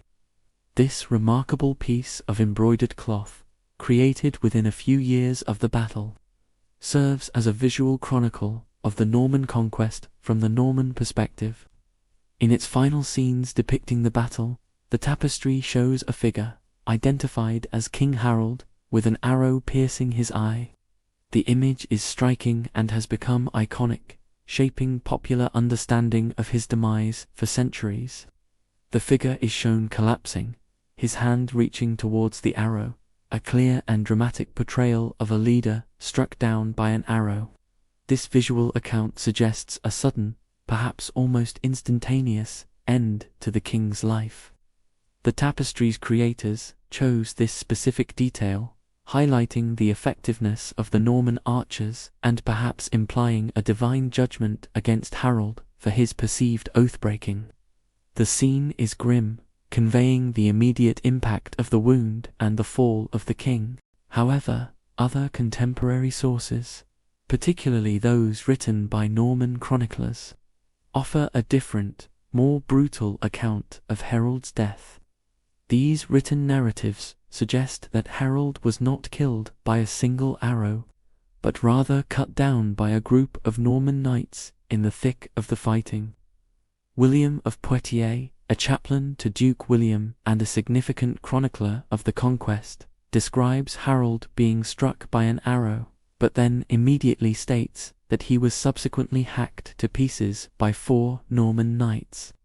This version paints a more visceral picture of the king's end, emphasizing the close-quarters combat and the ferocity of the Norman assault. The account from Guy of Onmin, another contemporary writer, also aligns with this narrative, describing Harold being dismembered by a group of knights, his body mutilated in the chaotic final moments of the battle.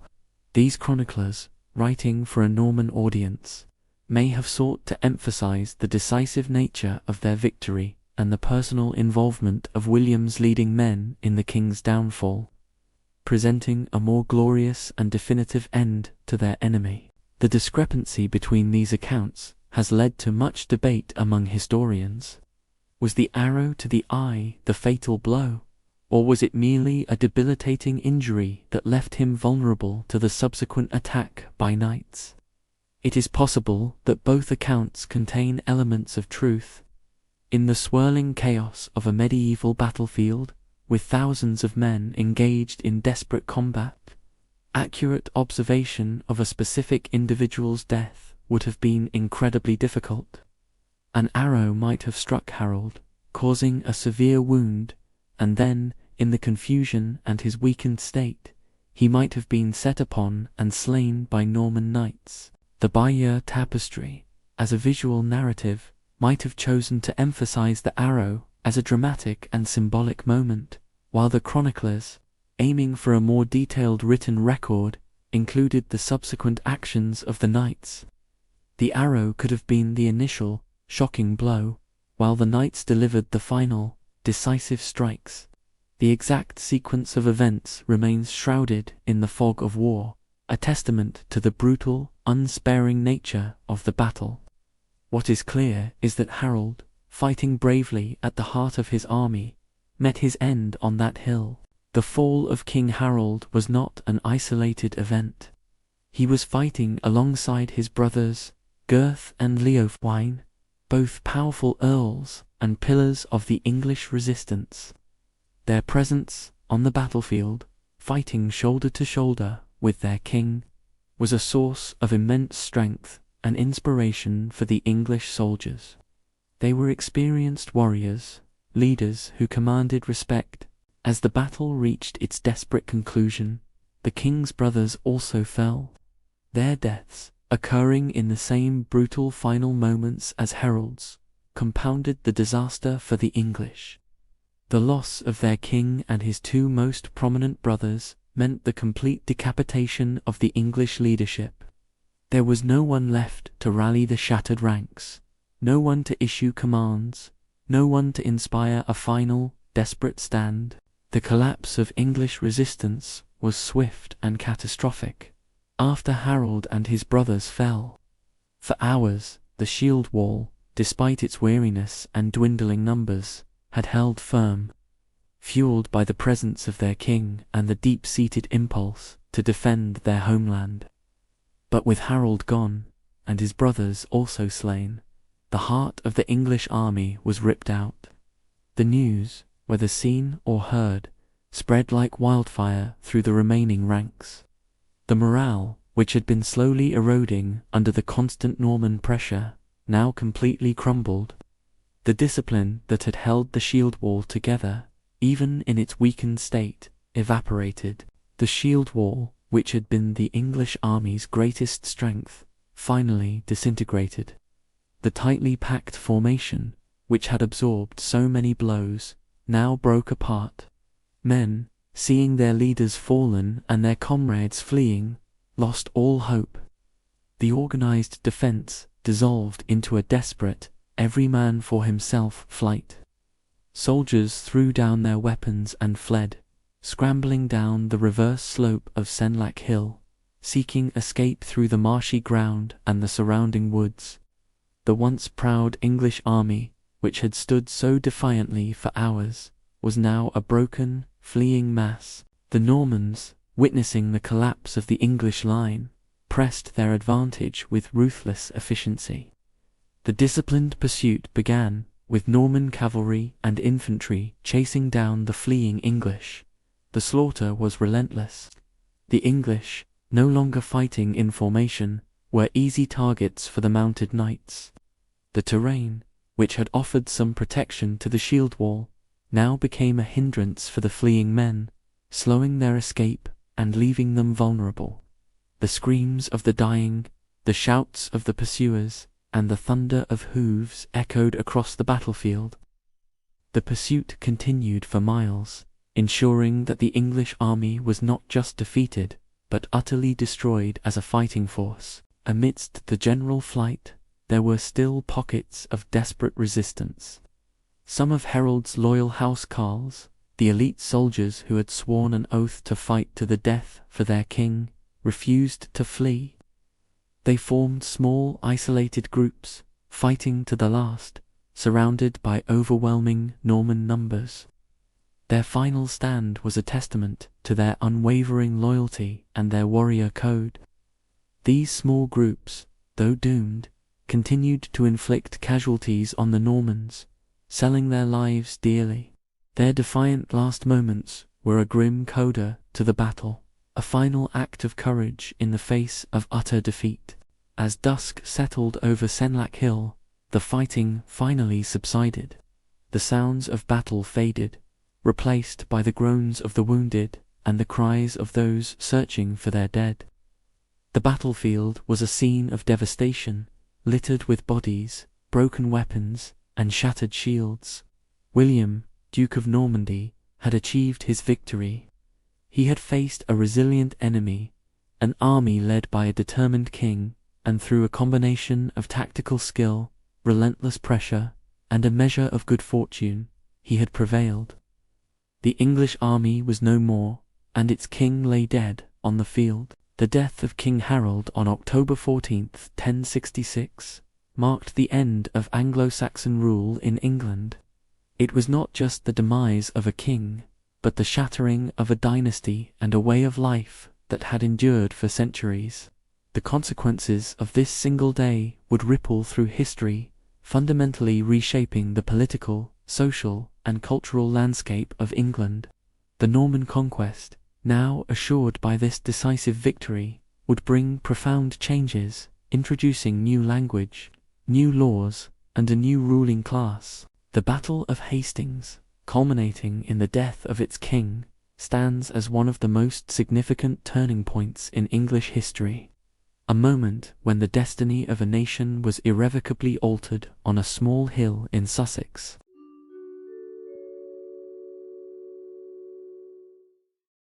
The immediate aftermath of the 1066 Battle of Hastings was a period of grim accounting. Estimating casualties in medieval warfare is always a difficult task, relying on chroniclers who often exaggerated or minimized numbers for various reasons. However, the consensus among historians suggests a pronounced imbalance in the losses suffered by the two armies. The English dead were likely twice the number of Norman losses, if not more. This numerical difference had a basic impact on England's future. The English fighting force, particularly its elite housecarls and the core of its aristocracy, had been decimated. These were the experienced warriors, the landholders, the men who formed the backbone of Anglo-Saxon society and military power. Their deaths created a significant vacuum, leaving the kingdom vulnerable and leaderless. The scale of the English loss meant that the native resistance for the immediate future was effectively crushed. The flower of Anglo-Saxon military might had been cut down on that Sussex hillside. For the Normans, while they too suffered losses, their casualties were not as crippling. Their army, though tired, remained largely intact, its leadership strong. The victory was clear and decisive. William's men now controlled the field, and with it, the immediate destiny of England. The night after the battle was spent on the hill, amidst the dead.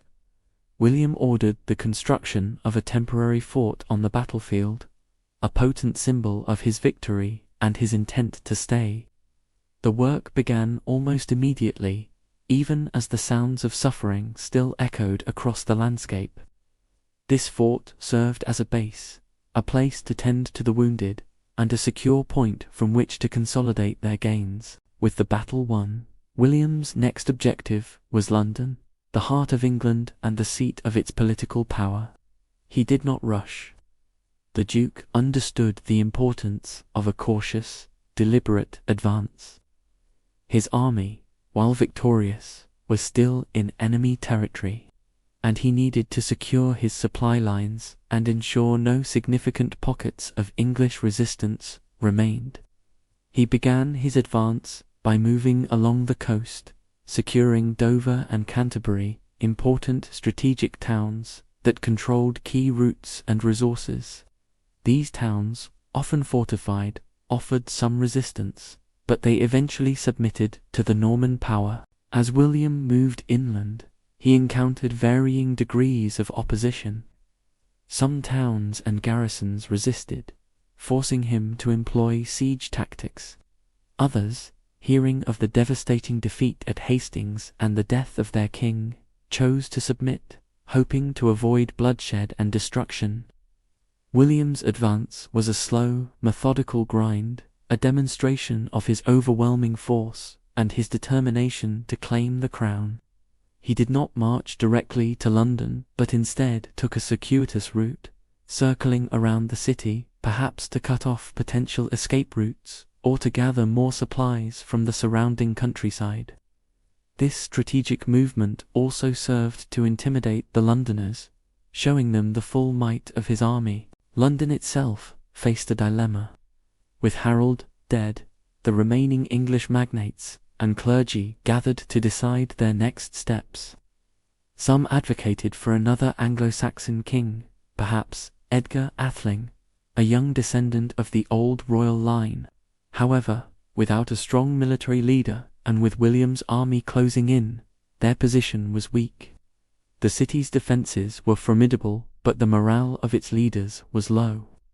After some deliberation and the realization that further resistance was likely futile and would only lead to more destruction, London's leaders chose to submit to William. They sent envoys to meet him, offering him the crown. On Christmas Day 1066, a little over 2 months after the Battle of Hastings, William was crowned King of England at Westminster Abbey, the very church that Edward the Confessor had done so much to build.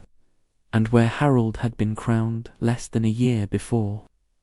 The ceremony was a powerful symbolic act, marking the formal transfer of power. The coronation, however, was not entirely peaceful.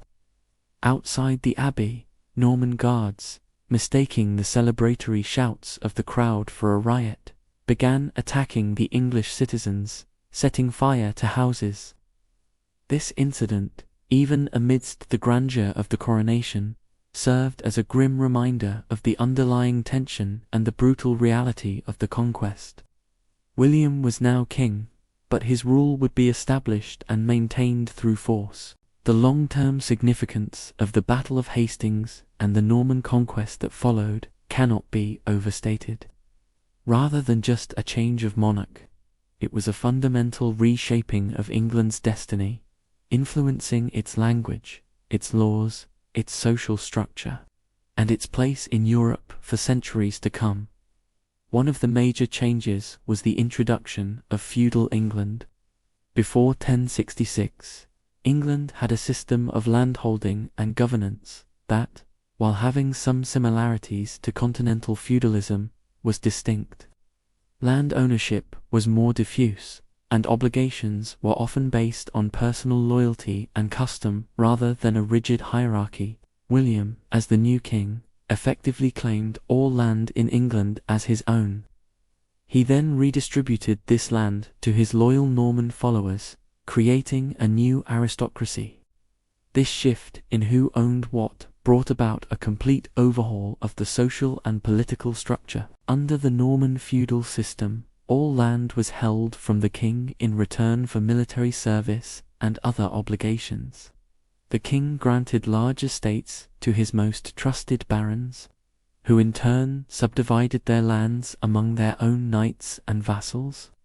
This created a clear, hierarchical chain of command, with military service flowing upwards to the king.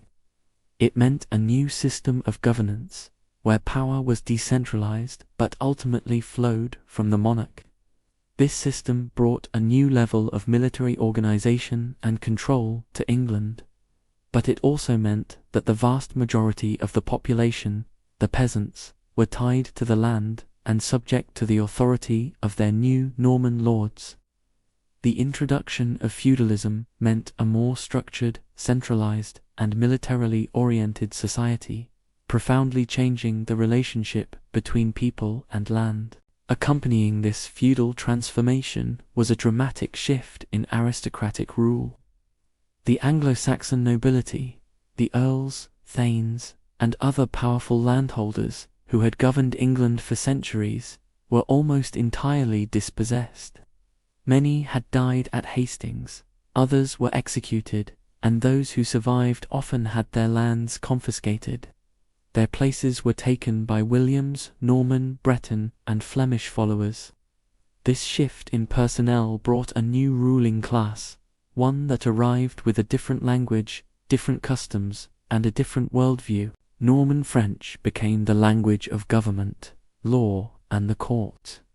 Latin remained the language of the church and scholarship, but English, the language of the common people, was relegated to a lower status. This linguistic divide persisted for centuries, influencing the development of the English language itself, which absorbed a vast vocabulary from Norman French. The new Norman lords brought their own legal practices, their own architectural styles, and their own cultural norms. They built stone castles across the landscape, symbols of their power and control, replacing the older, less imposing Anglo-Saxon strongholds. This aristocratic shift meant that England was now governed by a foreign elite, fundamentally altering the social makeup and creating a divide between the rulers and the rules that would take generations to bridge. The old ways of Anglo-Saxon governance, with its emphasis on local assemblies and customary law, were gradually replaced by a more centralized, Norman-influenced system. Finally, the Norman conquest led to a significant European realignment for England. Before 1066, England had strong ties to Scandinavia, particularly through its Anglo-Saxon and Danish kings. Its political and cultural orientation was often towards the north and east. The conquest irrevocably shifted this focus towards continental Europe, particularly France. William, as Duke of Normandy and now King of England, created a powerful cross-channel entity. This meant that England was no longer an island kingdom somewhat detached from the intricate politics of the continent. It became deeply entangled in European affairs, the English kings, being also dukes of Normandy and later holding vast territories in France, were constantly involved in continental conflicts, alliances, and rivalries. This meant that English resources, manpower, and attention were frequently drawn into wars and diplomatic maneuvers on the European mainland. It meant new alliances were forged and old ones dissolved. The Norman conquest brought England into the mainstream of Western European feudalism, its monarchy becoming part of a larger network of powerful rulers. This realignment meant that England's destiny is now inextricably linked with that of France and other European powers, leading to centuries of intermittent warfare, cultural exchange, and political maneuvering that shaped the course of both English and European history. The Battle of Hastings, therefore, was not just a single battle. It was the catalyst for a profound and lasting transformation that reverberated across continents.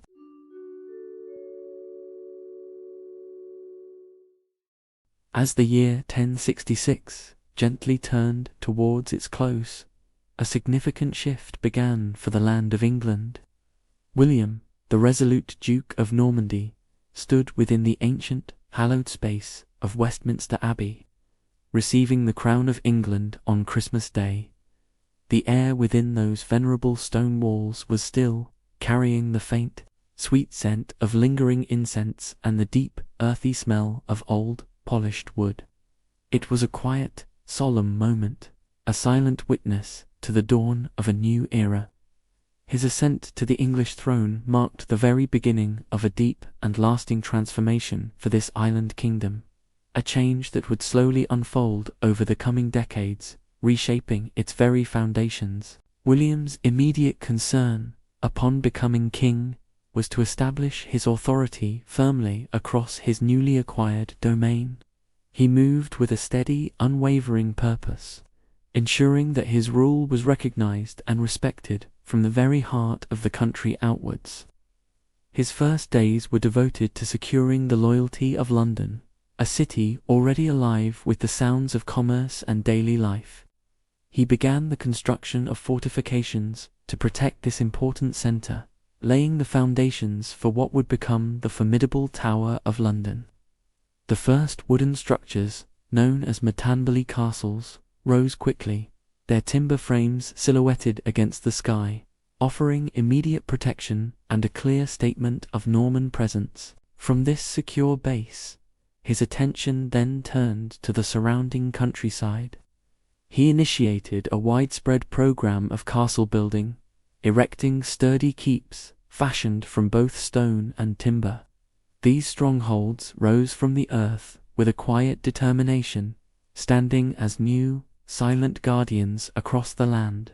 Each structure was carefully placed at a point of strategic importance, serving as a clear, visible symbol of his newly established power and as a secure base for his Norman knights.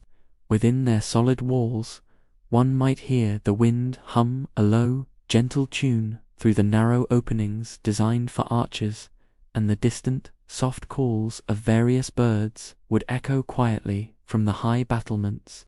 These castles served as military strongholds and also functioned as administrative centres, places where justice was dispensed and where the new Norman lords lived and governed.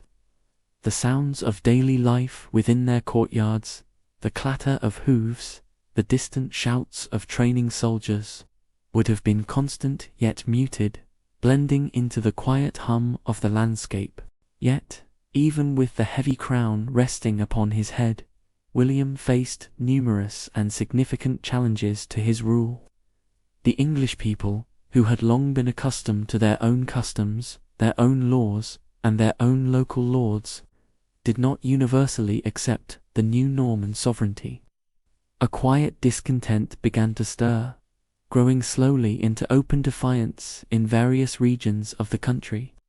These were not sudden explosions of anger, but rather slow, simmering resistances that required careful and persistent attention from the new king. One of the earliest, and certainly the most significant uprisings occurred in the distant northern parts of England. This region, geographically separated from the Norman power base in the south, had always possessed a strong sense of its own identity and a history of independent leadership.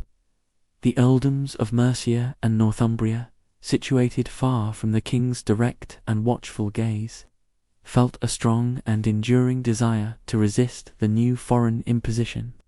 Their leaders, accustomed to a greater degree of autonomy, saw William's rule as an unwelcome intrusion. In the quiet year of 1069, a major rebellion flared up, gaining strength with the important support of Danish forces. These Norsemen, led by King Sweyn Estrithson, had a historical claim to the English throne through Canute the Great, and saw an opportunity to reassert Scandinavian influence.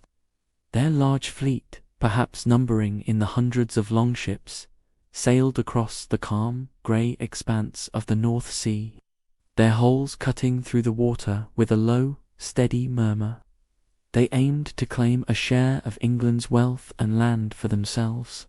Arriving at the mouth of the Humber River, the sounds of their arrival, the creak of timber and the splash of oars, would have been a soft, distant hum on the coast, a sound that carried a clear intent of challenge. Upon landing, the Danish forces moved inland, joining forces with the English rebels who had gathered under the banner of Edgar Theling. Edgar, a surviving member of the Old English royal house and a direct descendant of King Edmund Ironside, held a legitimate, if unfulfilled, claim to the throne. His presence lent a degree of legitimacy to the northern cause, attracting more followers who yearned for a return to Anglo-Saxon rule.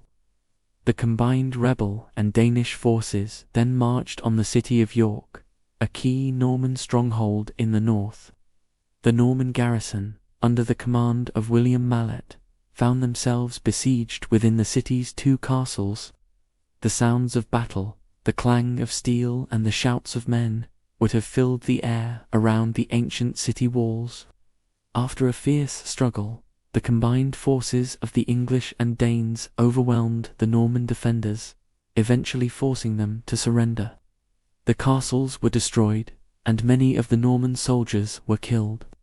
The temporary victory of the rebels, and the recapture of York, sent a ripple of hope through the English population across the country. It suggested that William's hold might not be as absolute as it seemed, encouraging further acts of defiance in other regions. William responded to this northern defiance with a firm and uncompromising hand.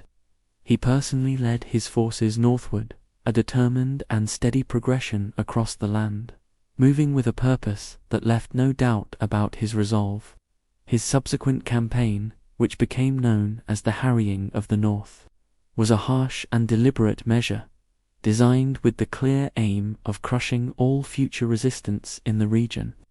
The king's army moved through the land, systematically laying fields bare, destroying crops, and burning villages. The once lively sounds of rural life were replaced by an eerie quiet, and the land itself seemed to hold its breath under the weight of this devastation. The smoke from distant fires might have drifted on the cold autumn air, a silent reminder of the king's severity. This action, though undeniably severe and causing immense suffering, proved effective in ending large-scale Anglo-Saxon rebellion in the north. It allowed William to solidify his hold over the entire country, ensuring that no significant challenge would arise from that quarter again. The quiet that settled over the devastated lands was a heavy, enduring blanket, ensuring a period of enforced and absolute peace. The land slowly recovered, but the memory of the harrying remained, a quiet lesson in the cost of defiance. Other, smaller rebellions also arose, like persistent embers in scattered hearths, requiring William's attention across different parts of his new kingdom. In the southwest, the wealthy city of Exeter resisted William's authority. This city, with its strong Roman walls and a history of self-governance, felt confident in its ability to withstand the Norman invaders. William approached with a large army, demanding submission. The citizens, emboldened by their sturdy defences, refused to open their gates. The king then began a formal siege, constructing siege engines and slowly tightening his grip around the city. The days passed with the quiet tension of waiting, punctuated by the sounds of distant preparations for assault. After nearly 18 days, with their defences weakening and supplies dwindling, the city leaders opened their gates, seeking terms of surrender. William, showing a measure of clemency, allowed the citizens to live within the city walls, but he immediately began building a new, strong castle within Exeter itself to secure his control and prevent future defiance. The sounds of stone being cut and hammered would have become a new, constant presence in the city. Further east, in the vast, marshy, and watery region known as the Fens, a local leader named Harold the Wake emerged, leading a spirited resistance from the natural stronghold of the Isle of Ely. This was a struggle against the very elements of the land itself, the damp earth, the shifting fogs, and the hidden, winding waterways that made it almost impenetrable to outsiders. The Fens, a sprawling expanse of wetlands, was a natural fortress of shifting bogs, hidden channels, and dense reed beds. Travel was treacherous for anyone unfamiliar with its secrets. Harold and his followers, often called outlaws, knew every hidden path and shallow ford. They moved silently through the mists, launching swift, unexpected attacks on Norman garrisons and supply lines, then disappearing back into the watery maze. The only sounds for miles around might have been the soft rustle of tall reeds in the breeze, or the distant cry of a waterbird, masking their movements. William's men, accustomed to open battlefields, found themselves in a new kind of war, where the terrain was as much an adversary as the rebels. They had to adapt to this challenging, watery environment, slowly and patiently building a long causeway, a raised path of earth and timber, across the treacherous marshes to reach the Isle of Ely, where Harold had his main base. The sounds of hammers and shovels, a steady, determined rhythm, would have filled the quiet air as the causeway slowly extended. Over time, with persistent effort and careful planning, the king's forces overcame these isolated pockets of resistance. The final assault on Ely involved both land forces advancing across the completed causeway and a fleet of ships to blockade the island, cutting off any escape or resupply. This patient, methodical approach eventually brought more and more of England's diverse regions under his direct and undisputed control. The slow, steady drip of water from the marsh reeds might have mirrored the patient advance of the Norman forces, a quiet, inexorable progress. There were also challenges that arose from within William's own Norman ranks. His half-brother, Odo, Bishop of Bayeux and Earl of Kent, was a figure of considerable influence and power in William's early reign. Odo had been a key supporter of William's invasion of England, providing ships and men, and he was present at the Battle of Hastings. After the conquest, William rewarded him generously, making him Earl of Kent and granting him vast estates across England, making him one of the wealthiest men in the kingdom. As a bishop, he also held significant ecclesiastical authority. However, Odo's ambitions seemed to grow with his wealth and power. He served as a regent in England when William was in Normandy, but his administration was often seen as oppressive and greedy by the English population. His desire for even greater influence eventually led him to plan a military expedition to Italy in 1082, aiming to become pope, or at least a powerful cardinal.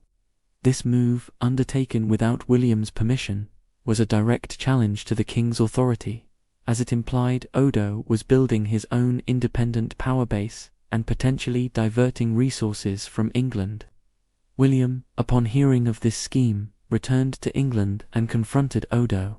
He ordered Odo's arrest, arguing that he was imprisoning him not as a bishop, but as a disloyal earl. Odo was held in prison for 5 years, until William's death. This act showed William's unwavering resolve to maintain supreme control, even over his closest family members and most powerful subjects. Another significant challenge came from Roger de Bretuel, Earl of Hereford, who, along with Ralph de Gale, Earl of East Anglia, plotted a rebellion in 1075. This revolt of the earls was a direct challenge to William's authority from those he had entrusted with power, a quiet distress among the new Norman elite. Roger de Bretuel was the son of William Fitzosborne, one of William the Conqueror's most trusted and powerful companions, who had been made Earl of Hereford and was a key figure in the early Norman administration. Ralph de Gale, on the other hand, was a Breton lord who had also been rewarded with an earldom in England. These men, though Norman by origin, felt a growing resentment towards William's increasingly centralized and absolute rule, which they perceived as limiting their own feudal rights and autonomy. They desired a more independent position, similar to the powerful dukes and counts in their native France, rather than being mere vassals, entirely subject to the king's will. The direct spark for this rebellion was Roger's defiance of William's order against his marriage to Ralph's sister, Emma. William had forbidden the marriage, likely seeing it as an attempt to consolidate too much power between two influential Norman families. Despite the king's clear prohibition, Roger and Ralph proceeded with the wedding at Exning in Suffolk.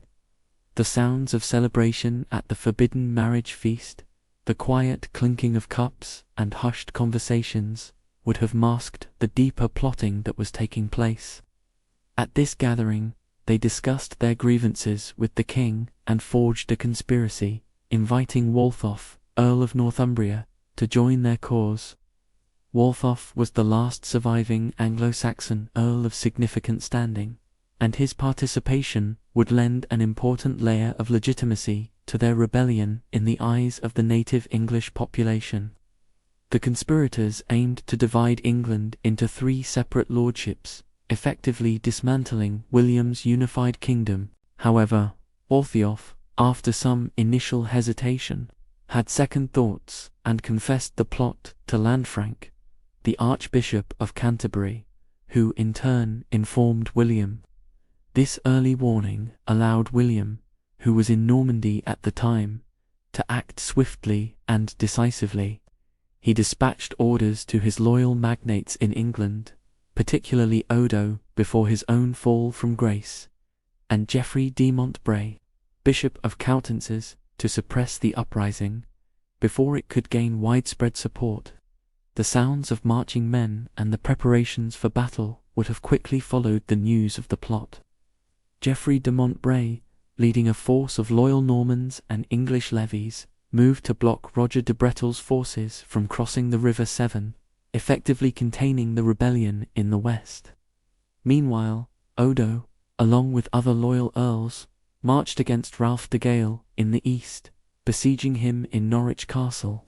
Many of the rebels were captured or fled, and the rebellion quickly collapsed. Ralph de Gale managed to escape to Brittany, but his lands were confiscated. Roger de Bretuel was captured and imprisoned, eventually losing his lands and titles. Waltheof, despite his confession, was initially imprisoned, and then, after a period of deliberation, executed in 1076. His execution was a particularly clear event, as he was the only major Norman or English magnate to be executed by William for rebellion. This served as a clear warning against disloyalty, showing that even those with high status and royal favor could not defy the king without severe consequences. These internal struggles, though less widespread than the English rebellions, showed that William's rule required constant vigilance and a firm hand, even among his closest allies. The king's reign was marked by his ongoing efforts to manage the relationships and influence of his nobility, ensuring no single lord gained too much sway, to prevent future uprisings and, more importantly, to gain a complete and detailed understanding of his new kingdom. William commissioned a truly remarkable survey. This monumental undertaking resulted in the Doomsday Book, an extensive record completed in the year 1086. William's motivation for this grand project was multifaceted. Following the conquest, the ownership of land in England had become a complex and often chaotic affair. Many Anglo-Saxon landowners had been dispossessed, and their estates were then granted to William's Norman followers. The king needed to confirm these new holdings, to assess their true value, and to ensure that his new tenants were fulfilling their obligations to him, especially military service. The lingering threat of further rebellions also made a clear and accurate understanding of the kingdom's resources and the loyalties of its inhabitants absolutely necessary for maintaining stability. The process of creating the Doomsday Book was a logistical marvel for its time. William dispatched royal commissioners, often referred to as legates, to every shire county in England. With the exception of a few northern regions that were still recovering from the harrying, these commissioners did not simply collect information from local officials. They held public inquiries at the 100 courts, which were the traditional local administrative divisions. At these courts, they summoned local juries, composed of both Anglo-Saxon villagers and Norman lords, who were sworn to provide accurate information. The commissioners asked a precise and detailed set of questions for each manor and estate. These questions included: what was the manor called? Who held it in the time of King Edward the Confessor? Who holds it now? How many hides are there? A hide was a unit of land measurement. How many ploughs in domain land kept by the lord, and how many held by the men? How many villagers, cotters, and slaves are there? How much woodland, meadow, and pasture does it contain? How many mills and fisheries are there? What was its value in King Edward's time, and what is its value now? How much land does each man have? Can more revenue be taken from it? This level of meticulous detail shows the extraordinary thoroughness of the survey. The information gathered from these local inquiries was then carefully written down and sent back to Winchester, which served as a central administrative hub. Here, a dedicated team of scribes worked diligently to organize and compile the vast amount of data into the final 2 volumes of the Doomsday Book. The faint, earthy scent of ink and aged paper would have filled the air as these detailed records were painstakingly compiled, page by page, forming a comprehensive picture of the kingdom. This immense document provided William with an unprecedented and truly comprehensive understanding of England's resources, its population, and its economic potential. It allowed him to levy taxes, specifically the geld a land tax, with a new level of fairness and precision. It also enabled him to plan for the defense and administration of his lands with much greater accuracy. The name Doomsday itself came to be used because its judgments and records were considered final and unalterable, much like the Last Judgment, from which there was no appeal. The Doomsday Book was a careful, almost exhaustive accounting, bringing a new level of order and knowledge to his entire administration, a quiet revolution in governance. It was a powerful tool of control, ensuring that William knew exactly what resources he commanded and who owed him allegiance. Its sheer scope and detail were unmatched in medieval Europe, making it a unique historical artifact. For William, its immediate utility was clear. It allowed him to confirm land ownership, assess feudal obligations such as the number of knights each tenant-in-chief owed, and settle countless land disputes that arose in the aftermath of the conquest. It also significantly helped to centralize royal power by providing a clear written record of landholding, often overriding or clarifying local customs. In the long term, the Doomsday Book has proven to be an unparalleled historical source, offering historians a unique window into the demographics, economy, social structure, and geography of 11th century England. It also set a lasting precedent for detailed record-keeping in English government, influencing administrative practices for centuries to come. William also dedicated himself to the unification of the various legal and administrative systems that existed in England. He wisely chose to retain some of the established Anglo-Saxon laws and customs, recognizing their value and the comfort they provided to the native population. He then skillfully blended these existing practices with Norman legal principles and administrative innovations. This careful fusion created a new legal framework, a system that would slowly and organically evolve over many centuries, forming the very bedrock of English common law. For instance, the Anglo-Saxon shire courts continued to operate, but Norman legal concepts, such as trial by battle, were introduced. The Norman influence was also deeply felt in the language of the court and administration. French, the language of the conquerors, became the official tongue for legal documents, government decrees, and polite society. This new linguistic layer slowly began to mix and intertwine with Old English, the language of the common people, forming the very beginnings of the English language we speak today. You can almost hear the gentle, gradual blending of these distinct sounds, a new linguistic stream forming, flowing slowly but surely into a powerful river. Over time, many French words related to government, law, and nobility entered the English vocabulary, enriching it in subtle ways. His reign firmly established a strong, centralized monarchy, a concept that was relatively new to England. The power of the king grew significantly, steadily reducing the independent authority that local earls and magnates had previously enjoyed. This strengthening of royal power laid the essential groundwork for a more unified and cohesive nation. Moving away from fragmented local control, the feudal system, a hierarchical structure where land was granted by the king in exchange for military service and loyalty, was firmly established and systematically applied across the kingdom. This system, while existing in various forms on the continent, was implemented with a particular rigor and centralization in England under William. At its very core, feudalism was a reciprocal arrangement. The king, as the ultimate owner of all land by right of conquest, granted large estates, known as fiefs or honors, to his most powerful followers, the tenants-in-chief. These individuals, who included the great barons and earls, held their lands directly from the crown. In return for these substantial grants of land, they were bound by strict obligations. Their primary duty was to provide military service to the king, supplying a specified number of knights for a certain period each year, typically 40 days.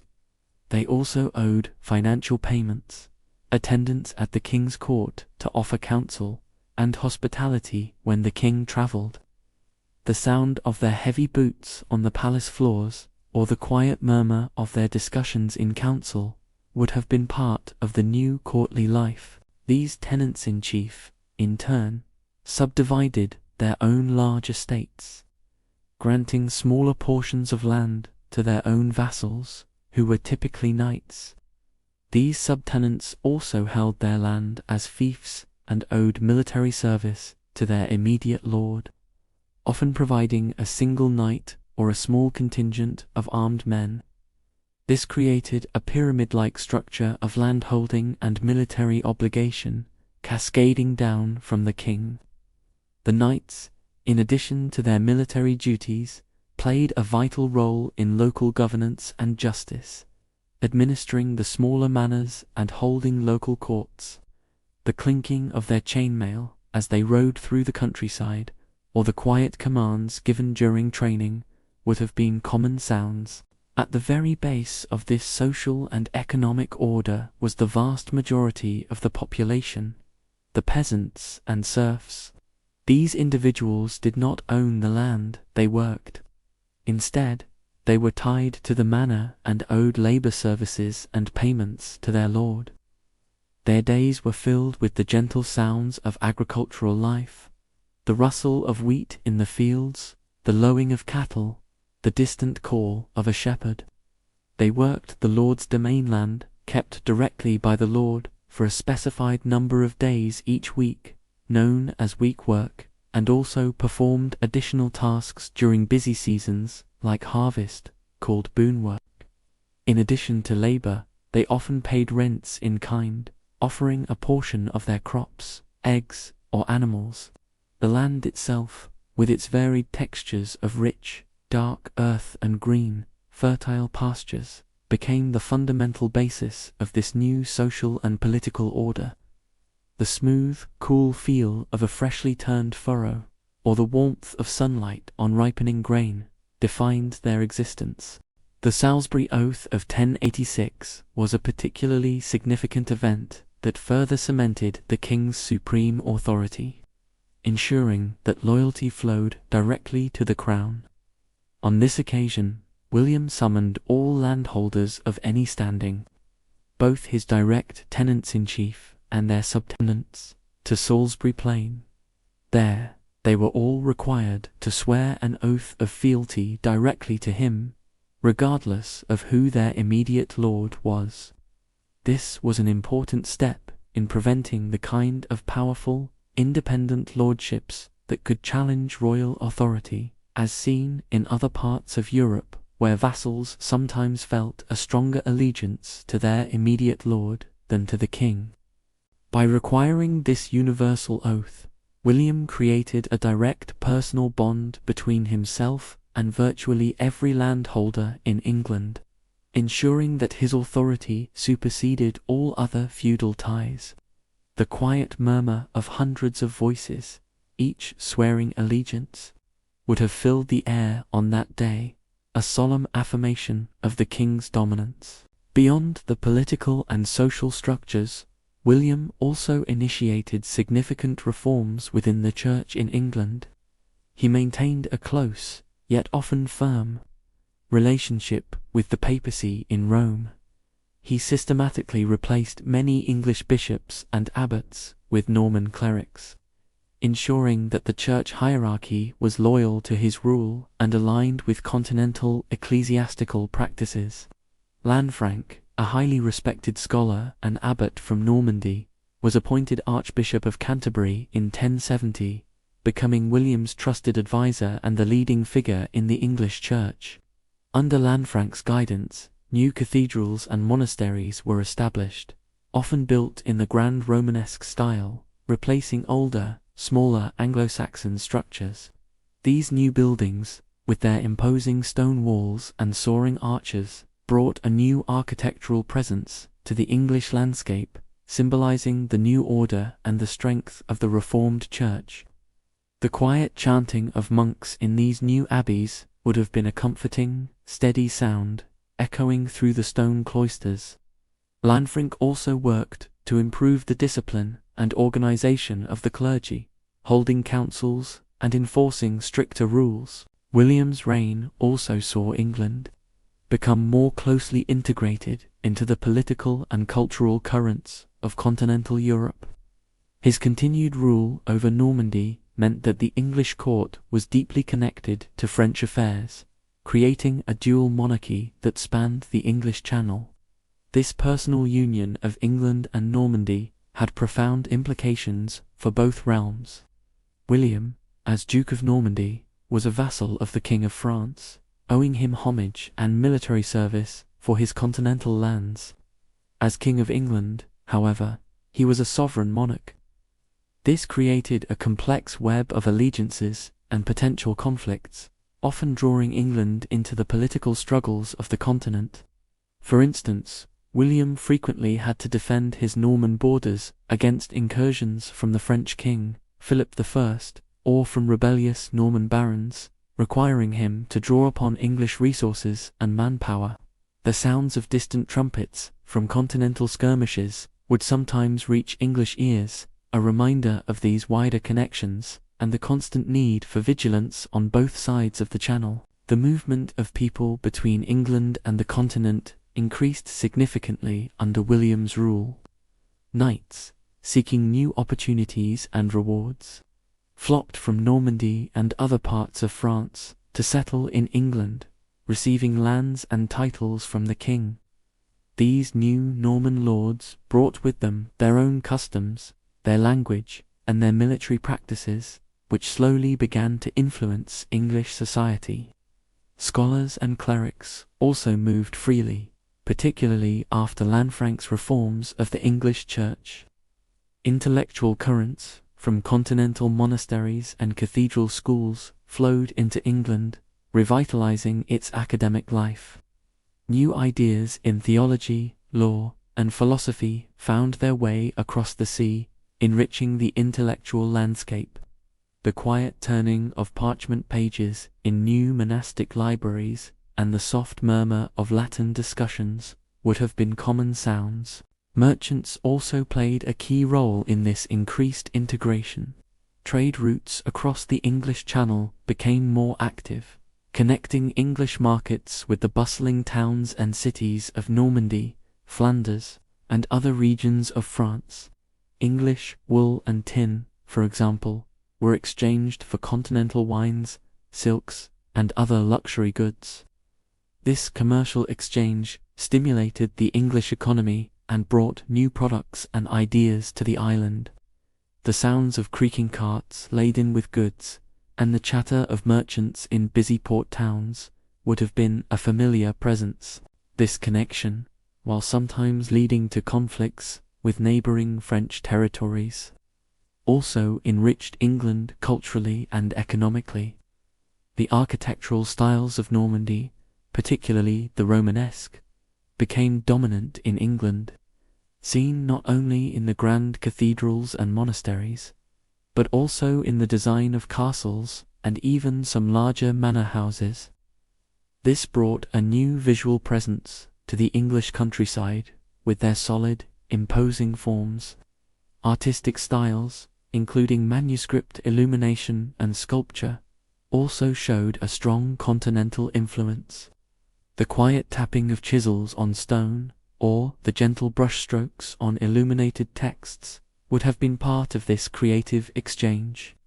The very structure of government, with its emphasis on written records and centralized administration, owed much to Norman practices.